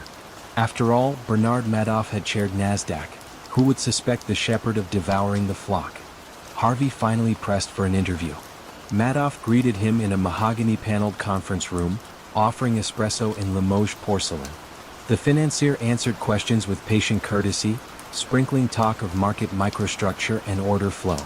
He cited his proprietary black box for timing trades and smiled at the notion that anyone could reverse engineer it. Harvey left with quotes for a flattering profile but also with a quiet itch. Every explanation sounded polished, yet none revealed how profits were actually generated. Winter of 2008 arrived like a guillotine across Wall Street. Lehman Brothers had collapsed, credit markets froze, and frightened investors everywhere demanded cash. At the Lipstick Building, redemptions flooded in at a pace no Ponzi can endure. Madoff arranged emergency meetings with loyal feeders, hinting that the SEC was breathing down his neck and withdrawals must pause. Some clients, rattled by turbulence elsewhere, complied. Others insisted on their money. On December 9th, Bernie summoned his 2 adult sons, Mark and Andrew, to the apartment on East 64th Street. Snow pressed against the windows. He confessed that the investment advisory business was just one big lie. The figure was staggering, about $65 billion, including phantom gains. The sons, stunned, consulted an attorney and alerted federal authorities. The next afternoon, FBI agents arrived. One asked whether Madoff had an innocent explanation. Madoff shook his head. "It's all one big Ponzi scheme," he replied, voice thin as the winter light. News detonated across time zones. Foundations evaporated overnight. University endowments stared at gaping holes. Families who thought themselves comfortably middle class faced selling homes. In a Palm Beach cafe, retirees watched cable news in silence, coffee cups cooling as they recalculated the remainder of their lives. European private banks scrambled to reassure clients, only to discover internal exposure that dwarfed their capital buffers. Harvey walked the shuttered newsroom corridors, drafts rustling like fallen leaves. He had documented dozens of scandals, yet none felt as brutally intimate. Here was a fraud built not on exotic derivatives or complex leverage, but on trust, golf course handshakes, synagogue camaraderie, charity gala photographs. The victims were not naive. They were simply soothed by familiarity and a steady drip of good news. In court, Madoff stood in a charcoal suit, thin-lipped and unshaven. He pleaded guilty without a deal, sparing his family a protracted trial yet offering little solace. The judge, outraged by the scope of betrayal, handed down a 150-year sentence. Cameras flashed, onlookers exhaled. But the real punishment, some said, was the erasure of a lifetime persona carefully varnished over decades. Months later, clawback lawsuits lumbered through the system, attempting to redistribute whatever scraps remained. Irving Picard, the trustee, pursued feeder funds and individual investors who had withdrawn gains, arguing that fictitious profits must be returned for equitable restitution. Families who believed they had escaped suddenly found themselves owing millions they no longer possessed. On a rainy March evening, Harvey visited the now vacant Madoff office. The sign had been removed, dust coated the reception desk. In the smallest cubicle, he noticed a discarded client statement dated years earlier, columns of numbers, each evoking a trade that never took place. The paper felt oddly heavy, as if weighted by all the unwritten stories of vigilance surrendered and questions unasked. Outside, traffic hissed along Lexington Avenue, oblivious to the echoes inside. Harvey folded the statement and slipped it into his notebook, not as a souvenir but as a reminder. Fraud, he reflected, rarely begins with audacity. It starts with convenience, reinforced by reputation, and is sustained by the quiet complicity of those who find comfort in believing. And somewhere behind thick prison walls, an aging man confronted a harsher truth, that the greatest con had been convincing himself he would never be caught. The Austin drop. Austin's tech corridor shimmered under July heat, glass offices radiating optimism and air-conditioned bravado. On the top floor of one such cube, Helix One Diagnostics promised a revolution, a single fingerstick of blood yielding 200 biomarkers in under 5 minutes. Gideon Hale, the company's 35-year-old founder, delivered the vision with preacher's certainty, soft Texan drawl, blonde hair pushed back like a surfer who discovered genomics by accident. Investors adored the origin story. Gideon's kid sister had battled lupus. Traditional tests were slow and costly. He vowed to democratize precision medicine, a phrase that fluttered across venture capital blogs like a monarch butterfly. Within 3 funding rounds, Helix One was valued at $2.8 billion, its lobby filled with sun-bleached cedar and a moss wall spelling less blood, more life. Yet behind the glass a quieter narrative unfolded. Maya Chin, a junior data engineer hired from the University of Texas, maintained the pipeline that converted lab machine output into sleek dashboards for clinicians. Late one Thursday she spotted an anomaly. Sample ID A17-0433 appeared twice in the raw feed, once from a clinic in Dallas, once from a trial site in Phoenix, each showing identical timestamps down to the millisecond. Maya reviewed prior logs and found other duplicates, always tied to demo days when Helix One showcased live runs for journalists. She flagged the issue to her supervisor, Lars, who shrugged. "Glitch in the consolidation script," he said. "The science guys will patch it." The next morning Maya received an email, copied to Gideon, thanking her for diligence and instructing her to route future log concerns to a new quality channel. That channel motioned like a dead letterbox. Messages went in, no replies came out. Meanwhile, Gideon rehearsed for the biggest pitch of his life. The state of Texas intended to award $300 million in Medicaid contracts for point-of-care diagnostics, and Helix One stood front row. He paced a private conference room overlooking Lady Bird Lake, holding a white ceramic mug emblazoned "Believe in Better Blood." His head of regulatory affairs, Colleen Vargas, slid a folder across the table. Preliminary performance data, sensitivity and specificity charting near perfect. Gideon asked whether the FDA verification trials, still in progress, might delay state approval. Colleen hesitated, a blink too long. Gideon's smile faltered. "Greg's lab will get us the interim numbers," she said. "We'll be fine." Greg was Dr. Greg Halvorsen, a flamboyant biochemist with a gray ponytail and a fondness for micropipettes custom-painted in psychedelic swirls. His lab occupied one wing of Helix One's office, access controlled by fingerprint scanners even janitors couldn't override. Employees joked that Greg guarded secrets more zealously than Fort Knox. In truth, his machines rarely ran at full tilt, parts backordered, reagents unstable in Texas heat. To maintain appearances, lab technicians diluted samples and supplemented missing biomarkers with algorithmic confidence markers, derived from patient health questionnaires. On dashboards, the synthetic estimates blended seamlessly with genuine readings. Local freelance journalist Danny Perez smelled something off. An anonymous tip, later traced to a disgruntled ex-phlebotomist, claimed Helix One's device failed to detect elevated potassium in a teenager who later collapsed from cardiac arrest. Danny requested an interview. The company's press office offered a glossy PDF instead. Not satisfied, Danny filed public records requests for hospital incident reports mentioning Helix One equipment. Several came back with redactions, but the pattern grew visible. Inconclusive results, then traditional lab confirmation, then delayed treatment.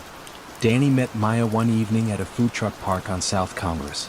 Over paper bowls of pad thai, Maya recounted the duplicate sample IDs and the silence that followed. She slid across a thumb drive containing anonymized logs. "If the pipeline's broken," she whispered, "patients are too." Danny nodded, eyes reflecting neon string lights overhead. Back at her apartment, Danny cross-referenced the duplicates with demonstration dates. Every time Helix One hosted investors or regulators, performance spiked. On ordinary days, error rates crept upward. She drafted a 3,000-word exposé titled "The Blood That Behaves on Cue" and sent fact-check queries to Helix One. The company replied with a cease and desist threat and hinted at defamation suits. Danny's editor hesitated, legal team pacing. While lawyers wrangled, events outpaced them. The FDA, conducting a routine pre-approval audit, arrived unannounced at Helix One's lab. Inspectors requested instrument calibration logs. Greg produced glossy binders. An agent compared serial numbers and found half didn't match the machines on the bench. A second inspector sampled reagent vials. Several were past expiration, labels peeled away and rewritten in fresh ink. The audit escalated to a formal inspection that would bar the company from shipping devices pending clarification. Word leaked within hours. Investors began calling in convertible note clauses. Gideon attempted reassurance via live stream, but his voice wavered. A week later, the state of Texas froze its contract deliberations. In desperation, Gideon convened an all-hands meeting in the eerie atrium. Employees gathered among potted fiddle leaf figs. He spoke of haters, of regulatory overreach, of a temporary pause. Mid-speech, federal marshals entered with a warrant to seize hard drives and lab notebooks. Whispers ricocheted through the atrium like falling glass. Gideon's shoulders sank, the performative glow dimming at last. A grand jury heard chilling testimony. Internal memos instructing engineers to simulate missing rows, patient consent forms backdated so negative outcomes appeared unrelated, investor slide decks inflated with data from no-scope pilot trials in which the device wasn't even plugged in. Maya testified, voice steadied by resolve. Greg, facing wire fraud counts, accepted a plea deal and revealed that fewer than 10% of reported biomarkers came from actual assays. The rest emerged from statistical models. Gideon's defense portrayed him as visionary undone by technical delays, but emails revealed he ordered suppression of adverse event reports days before courting new capital. The jury returned guilty verdicts for fraud and conspiracy. Gideon received 13 years in federal prison, plus restitution to investors and a victims fund for harmed patients. Several months after the trial, Maya visited Lady Bird Lake at dusk. Paddleboarders drifted beneath pink clouds. The skyline glimmered, ambition undimmed despite scandal. She sat on a bench, phone buzzing with recruitment pitches from cautious but intrigued biotech firms. Across town, Danny's article, finally published, earned awards, though she cited anonymous engineers like Maya as the true heroes. Helix One's headquarters now stood vacant, moss wall wilting, the slogan "Less blood, more life" fading beneath a shut-off skylight. Yet science in Austin continued, slow, peer-reviewed, deliberate. Maya found comfort in that pace. Data that didn't jump on cue, machines that either worked or didn't, truth that might pause but would not, in the end, disappear. The Billionaire Mirage, Alan Stanford and the Caribbean Ponzi Scheme. At first glance, Sir Alan Stanford appeared to be the embodiment of American success. With his salt and pepper beard, Texan charm, and a private jet fleet stamped with his personal crest, he commanded the room like a man born to power. He hosted lavish cricket tournaments, donated to universities, shook hands with presidents, and was even knighted by the Antiguan government. His empire, the Stanford Financial Group, promised safety and sophistication to thousands of investors around the world. At the heart of it was a seemingly simple offer: high-yield certificates of deposit, CDs, issued through his offshore bank in Antigua, offering returns far above any American bank. What few knew was that the money was never being invested. It was fueling a fraud that would become the second largest Ponzi scheme in U.S. history. Stanford's pitch was irresistible to many. The CDs, marketed through his subsidiary Stanford International Bank, offered steady returns of 10% or more, supposedly derived from a mix of conservative foreign investments and real estate holdings. The company claimed transparency, safety, and elite banking practices. He built trust through appearances. His Houston offices were dripping in marble. His staff wore uniforms. Clients received glossy brochures and detailed reports outlining portfolio strength and security. He sponsored sports events, political campaigns, and public health programs. It all looked real. By the early 2000s, Stanford controlled more than $7 billion in investor assets. Most of it came from retirees, middle-class professionals, and even churches who had been told their money was being carefully managed overseas. But inside the Stanford empire, it was chaos. The CDs were a lie. Stanford and his inner circle weren't investing the deposits.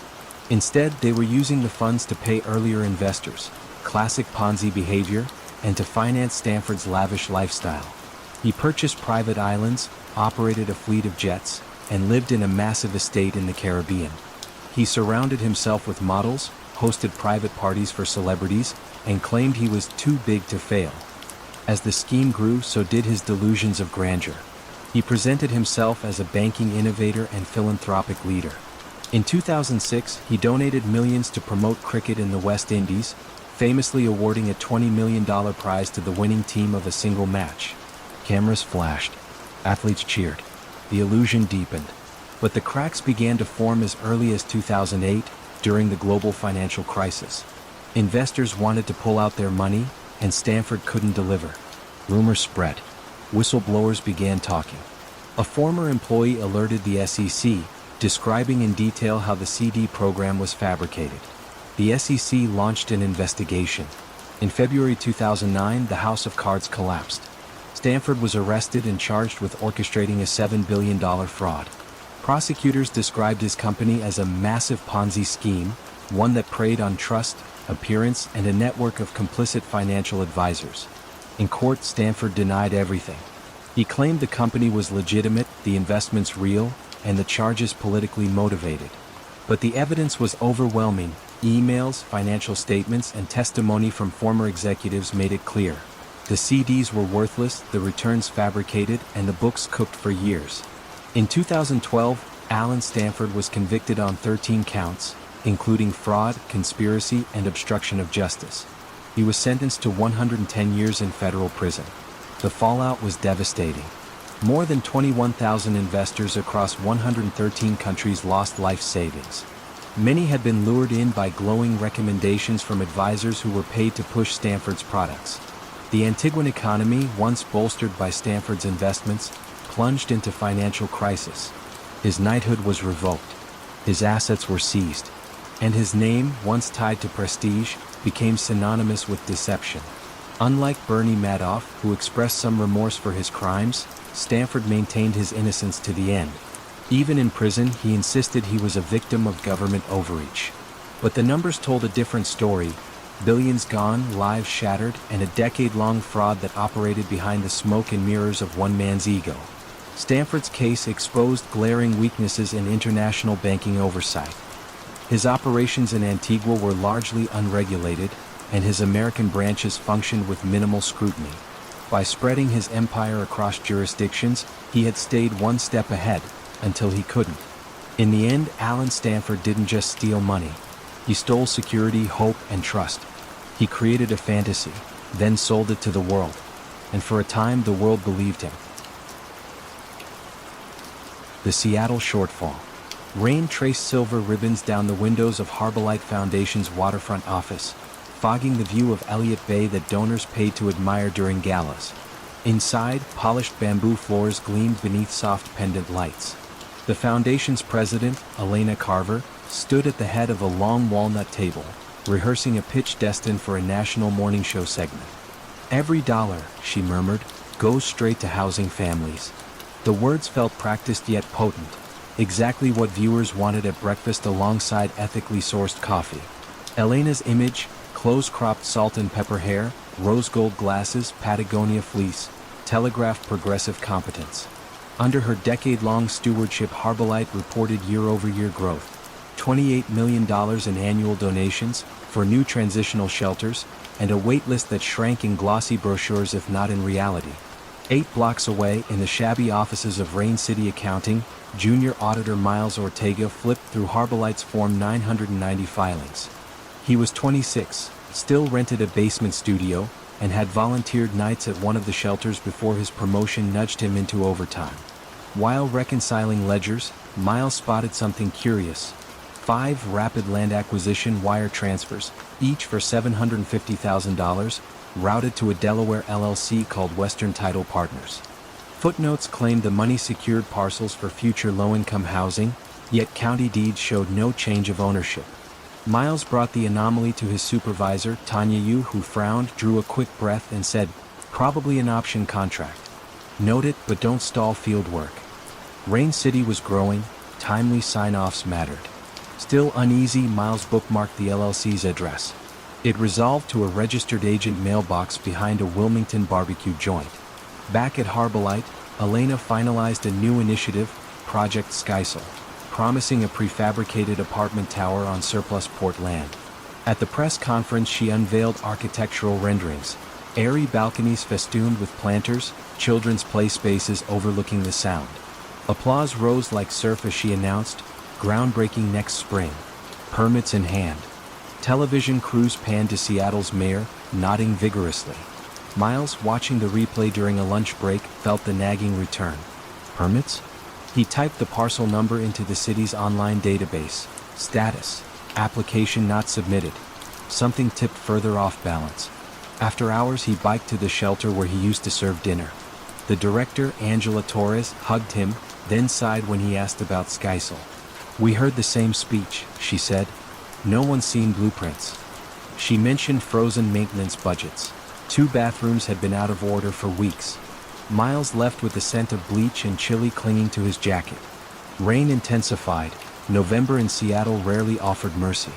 One stormy evening, Miles cross-referenced Western Title Partners with state political donation logs. The LLC had funneled $200,000 to a campaign supporting relaxed zoning for waterfront developments, regulations Skysel would supposedly skirt anyway. He compiled a memo for Tanya. Possible self-dealing, misuse of restricted funds, political spending in violation of 501(c)(3) rules. Tanya skimmed, cheeks paling. "We need to escalate," she admitted. Rain City's partners convened a tense video call with Harbolite's board treasurer, retired venture capitalist Gordon Ames. Gordon dismissed the concern as innovation lagging ahead of paperwork, adding that Western Title merely aggregated site control until public deeds posted. He offered to extend the audit deadline if Rain City felt uncomfortable. The phrase sounded cordial yet carried a chill. Pressure mounted inside the small firm. Billable hours bled. Staff whispered about losing Seattle's marquee nonprofit client. Tanya weighed livelihoods against integrity, then forwarded Miles's dossier, quietly, to the Washington State Attorney General's Charitable Trust Unit. Weeks passed. Harbolite's holiday gala filled the Pier 66 ballroom with string lights and artisanal cider. Elena glided among tables of tech executives, her Apple Watch pinging each new pledge. Backstage, she opened a banking app. Donations breached $32 million, liquidity perfect for year-end investments. She authorized 2 additional wires to Western Title. At dawn the next Tuesday, state investigators, flanked by IRS agents, entered Harbolite's offices. Staff arriving for morning yoga found badge-wearing strangers boxing hard drives.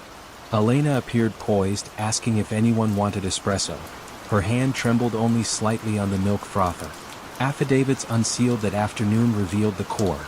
Western Title Partners belonged to Elena's college friend Jonah Reese, a developer whose previous waterfront condo project stalled after financing collapsed. Harbolite funds had bridged Jonah's private shortfall under the guise of land banking. No shelter parcels were ever secured. Wire transfers cycled through accounts before re-emerging as payments on Jonah's delinquent construction loans and indirectly as renovations on Elena's Bainbridge Island cottage. When confronted, board members professed shock.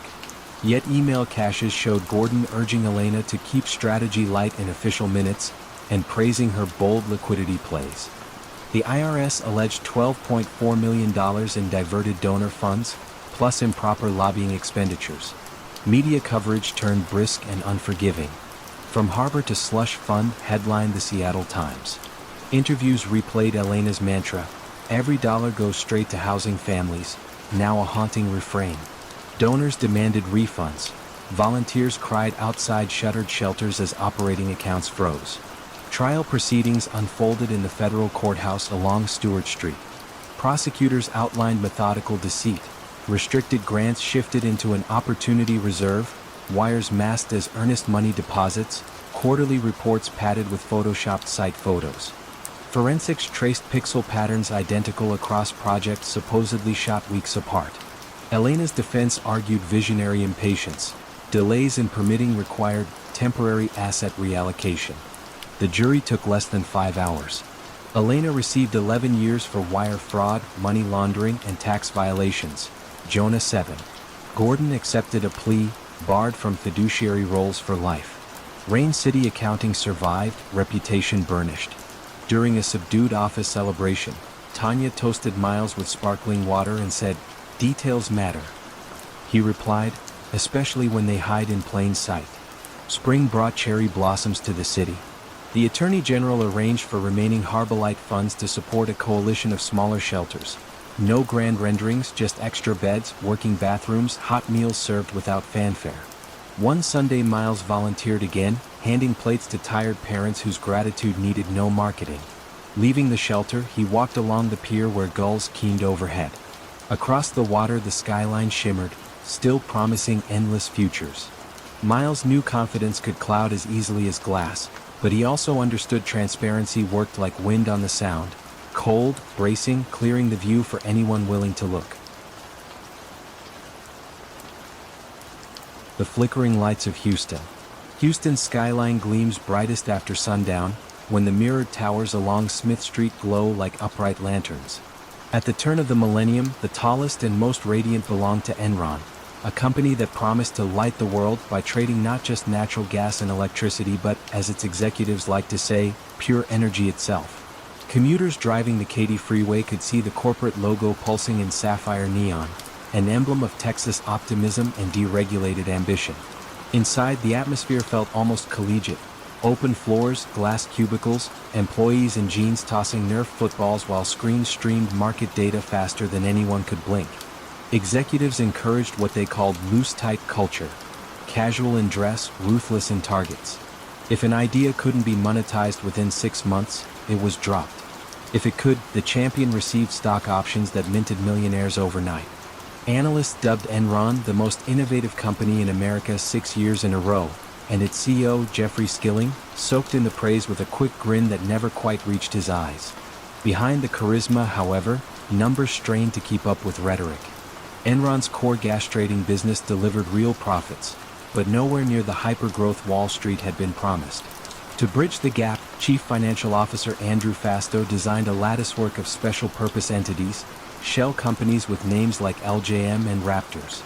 These entities bought underperforming Enron assets at inflated prices, booked gains on the parent company's balance sheet, and hid corresponding losses behind a curtain of off-balance sheet debt. Fastow pocketed finders' fees, auditors ticked through checklists, and quarterly earnings appeared as smooth as polished marble. Red flags did flutter. A young accountant asked why every deal closed in the final hours of each quarter. A risk manager noticed that market-to-market valuations always drifted upward, never down, as though gravity itself had been renegotiated. When she raised concerns, a superior advised her to stop acting like a cop and focus on closing trades. Promotions went to those who executed, not those who questioned. Skilling's most audacious project emerged in 2000. Enron Broadband Services, an online marketplace for leasing and used fiber optic capacity. The venture had no functioning platform, yet Skilling promised it would do for bandwidth what eBay did for collectibles. At a lavish analyst conference in the Renaissance Hotel, engineers demoed a streaming video of a parrot flapping its wings in real time. What the audience didn't know was that the feed ran on a closed local network. The global backbone was nowhere near ready. Still, the stock jumped on cue, and employees clipped the parrot's image into celebratory emails. Meanwhile, in a small cubicle at Fortune magazine, reporter Bethany McLean studied Enron's latest 10K filing. A former Goldman Sachs analyst, she admired the company's swagger but couldn't reconcile its climbing market cap with its razor-thin cash flow. In March 2001, she published a politely worded article titled, "Is Enron Overpriced?" A pebble tossed into the gulf that went mostly unnoticed. Enron's head of investor relations called McLean unethical and suggested she simply didn't get it. Yet doubt, once seeded, tends to sprout. Short sellers combed through the same SEC filings and traced the labyrinth of Fasto's entities. Some discovered that Enron guaranteed those shells with its own stock, an arrangement that could implode if prices fell. In August 2001, Skilling abruptly resigned for personal reasons, leaving founder Ken Lay to reassure analysts that nothing fundamental had changed. Behind closed doors, Lay urged employees to keep buying the stock, even as he offloaded millions of dollars worth of his own shares. The market finally blinked in October when Enron announced a mysterious $1.2 billion equity reduction linked to related party transactions. 12 days later, the company restated 5 years of earnings, wiping out nearly $600 million in reported profit. Credit agencies slashed ratings to near junk. Trading partners, suddenly wary, demanded cash collateral for contracts that had long been secured by Enron's reputation alone. Each day, Treasury staff wired out tens of millions more than came in, the corporate equivalent of a hemorrhage. Employees felt the shift first in the building's cafeteria, where the mood turned from high fives to hollow jokes about resumes. Darla, a payroll specialist, noticed that executives who once swaggered through the lobby now slipped out side doors carrying cardboard boxes. On November 30th, Dynegy withdrew from a last-minute rescue merger, citing unresolved issues. 4 days later, Enron filed for Chapter 11, the largest bankruptcy in American history at that time. Revelations followed with the relentlessness of dripping water. Arthur Andersen, Enron's auditor, had shredded boxes of working papers after learning the SEC was sniffing around. The firm collapsed under obstruction of justice charges. Fasto pled guilty to fraud and became the prosecution's star witness, detailing how he manipulated spreadsheets so lenders never saw the same debt twice. Skilling was convicted on 19 counts of conspiracy and securities fraud. Lay was found guilty as well, though he died of a heart attack before sentencing. Thousands of employees, whose retirement savings were locked almost entirely in Enron stock, watched nest eggs dissolve to pennies while executives retained bonuses paid weeks before the crash. Congress promised reforms, delivering the Sarbanes-Oxley Act, a statute that now governs every public company's internal controls. Critics argue that paperwork multiplied but human nature stayed the same. Houston's economy rebounded, its skyline still brilliant, yet older residents point to the vacant floor numbers in certain elevators, the ones Enron once filled, and remember nights when the city glowed a little too brightly. Years later, a former trader returned to the now-leased office space and rode the glass elevator silently to the 49th floor. The walls had been repainted, the trading desks removed, but if he closed his eyes he could almost hear the old chorus of ringing phones, the shouted bids, the confident laughs echoing down the aisles. Then he opened them, saw only sunlight on clean carpet, and understood that confidence, unmoored from truth, flickers like a bulb before it burns out. Tonight, drivers along the Katy freeway still see towers lit in neon, but none bear the Enron E. The skyline endures, steadier, perhaps wiser, yet mindful of the season when a company tried to trade energy's future and instead became a cautionary tale whispered wherever quarterly numbers look a shade too polished to be entirely real. The Dublin crypto ghost. Night rain swept across the River Liffey, blurring city lights into wavering ribbons. On the 5th floor of a refurbished Georgian townhouse stood the open-plan office of Emerald X Exchange, Ireland's proudest entrant in the cryptocurrency boom. Rowan Keegan, 38, tireless, hair curled just enough to look unplanned, paced before a wall of curved monitors. Each screen showed candlestick charts in neon hues, prices flickering like restless embers. Investors called him the Celtic Satoshi, a moniker he accepted with a humble tilt of the head and a promise that Emerald X would bring digital sovereignty to every Irish household. The exchange offered something competitors did not: the Emerald Yield account, a wallet paying 15% interest on idle coins. Rowan explained it with lyrical certainty. Arbitrage strategies, high-frequency liquidity pools, deep banking partnerships in Estonia. Clients, from Galway retirees to Berlin tech freelancers, deposited Bitcoin and Ether by the ton. Monthly statements arrived trimmed with Celtic knots, balances rising in serene green. 2 desks away sat Emma Lynch, a newly hired reconciliation analyst still grappling with unfamiliar acronyms. Her first task was mundane: verify that customer withdrawals matched blockchain outflows. One wet Tuesday she noticed a delay. A client's Ether left the exchange address 2 hours after the internal ledger marked it sent, and the hash pointed to a wallet she didn't recognize. Glitches happened, she assumed, but when she sampled 20 more withdrawals, 12 revealed the same detour. Coins routed through an intermediate address before landing in the customer's wallet. The pattern whispered of side pockets. Emma drafted an email to the finance director, Hugo Daly, attaching her findings. Hugo replied within minutes, "Thanks, already under review. Temporary holding wallet for congestion." The explanation felt paper-thin.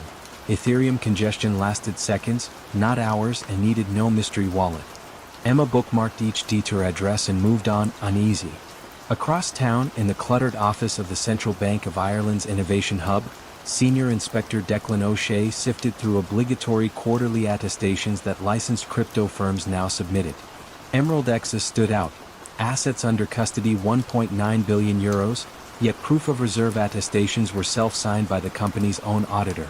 Oriel Advisory, a 2-person shop operating above a Chinese takeaway in Rathmines. Declan flagged the file, scribbling "substance" in the margin.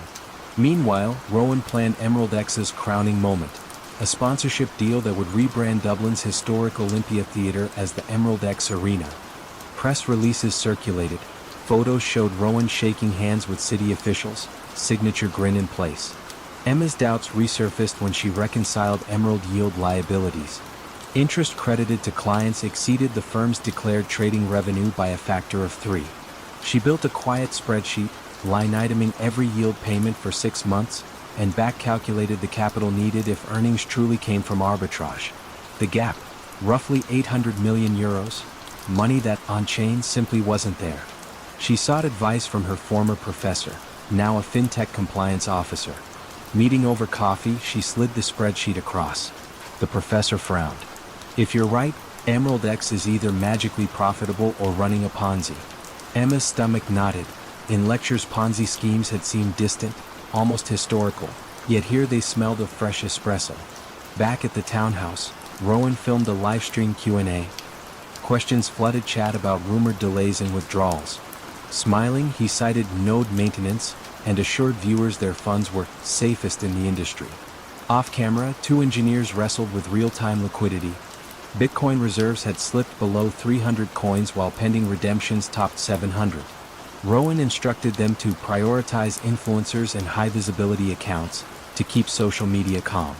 Declan O'Shea received Emma's anonymous dossier the same evening via an encrypted tip line. Spreadsheet tabs, wallet hashes, screenshots. Enough to draw a jagged outline of insolvency. He cross-checked addresses against blockchain analytics.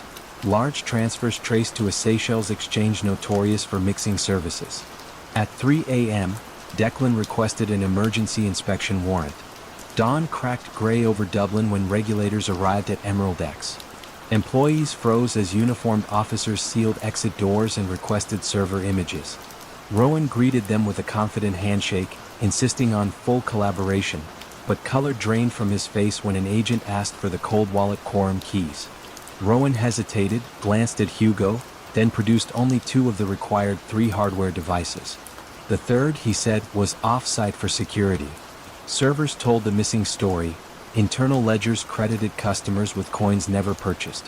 Emerald yield payouts were funded by fresh deposits, while Rowan siphoned sizable portions to speculate on meme tokens. Losses, hidden behind complex swaps, exceeded €400 million. The congestion wallet Emma spotted was a laundering hop. Coins mixed, portions skimmed, remainder forwarded to users. News broke within hours. Headlines on RT read Irish crypto darling faces €1 billion hold. Users worldwide hammered the platform, withdrawals throttled to a crawl.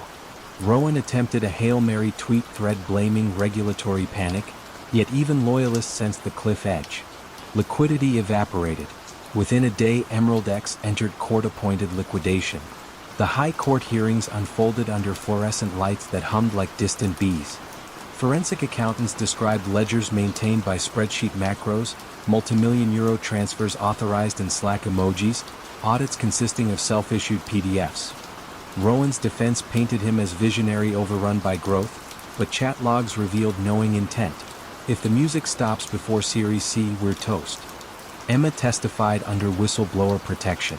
Her voice wavered only when discussing everyday users, students, pensioners, drawn in by national pride and double-digit yield. Rowan avoided her gaze throughout. The verdict: guilty of fraud, money laundering, and false accounting. Rowan received 12 years at Midlands Prison, assets seized, including the pending theater deal, now quietly restored to its historic name. Months later, Emma stood on Ha'penny Bridge at dusk. The Liffey slid black beneath, rain tapping her umbrella. Emerald X's neon logo no longer glowed across the water. Regulators had ordered it removed, letter by luminous letter. In its absence, the river reflected only street lamps and the muted pulse of a city that had weathered bigger bubbles yet still bruised at each burst. She exhaled, tasting cold air, and recalled a professor's maxim: blockchains never forget, but people often do. Determined to keep memory alive, she joined a startup building open-source proof-of-reserve tools. No Celtic knots, no unreachable wallets, just maths visible to anyone willing to look. Somewhere downstream, the neon fragments of Emerald X's promise dissolved into darkness, but upstream, a clearer current had already begun.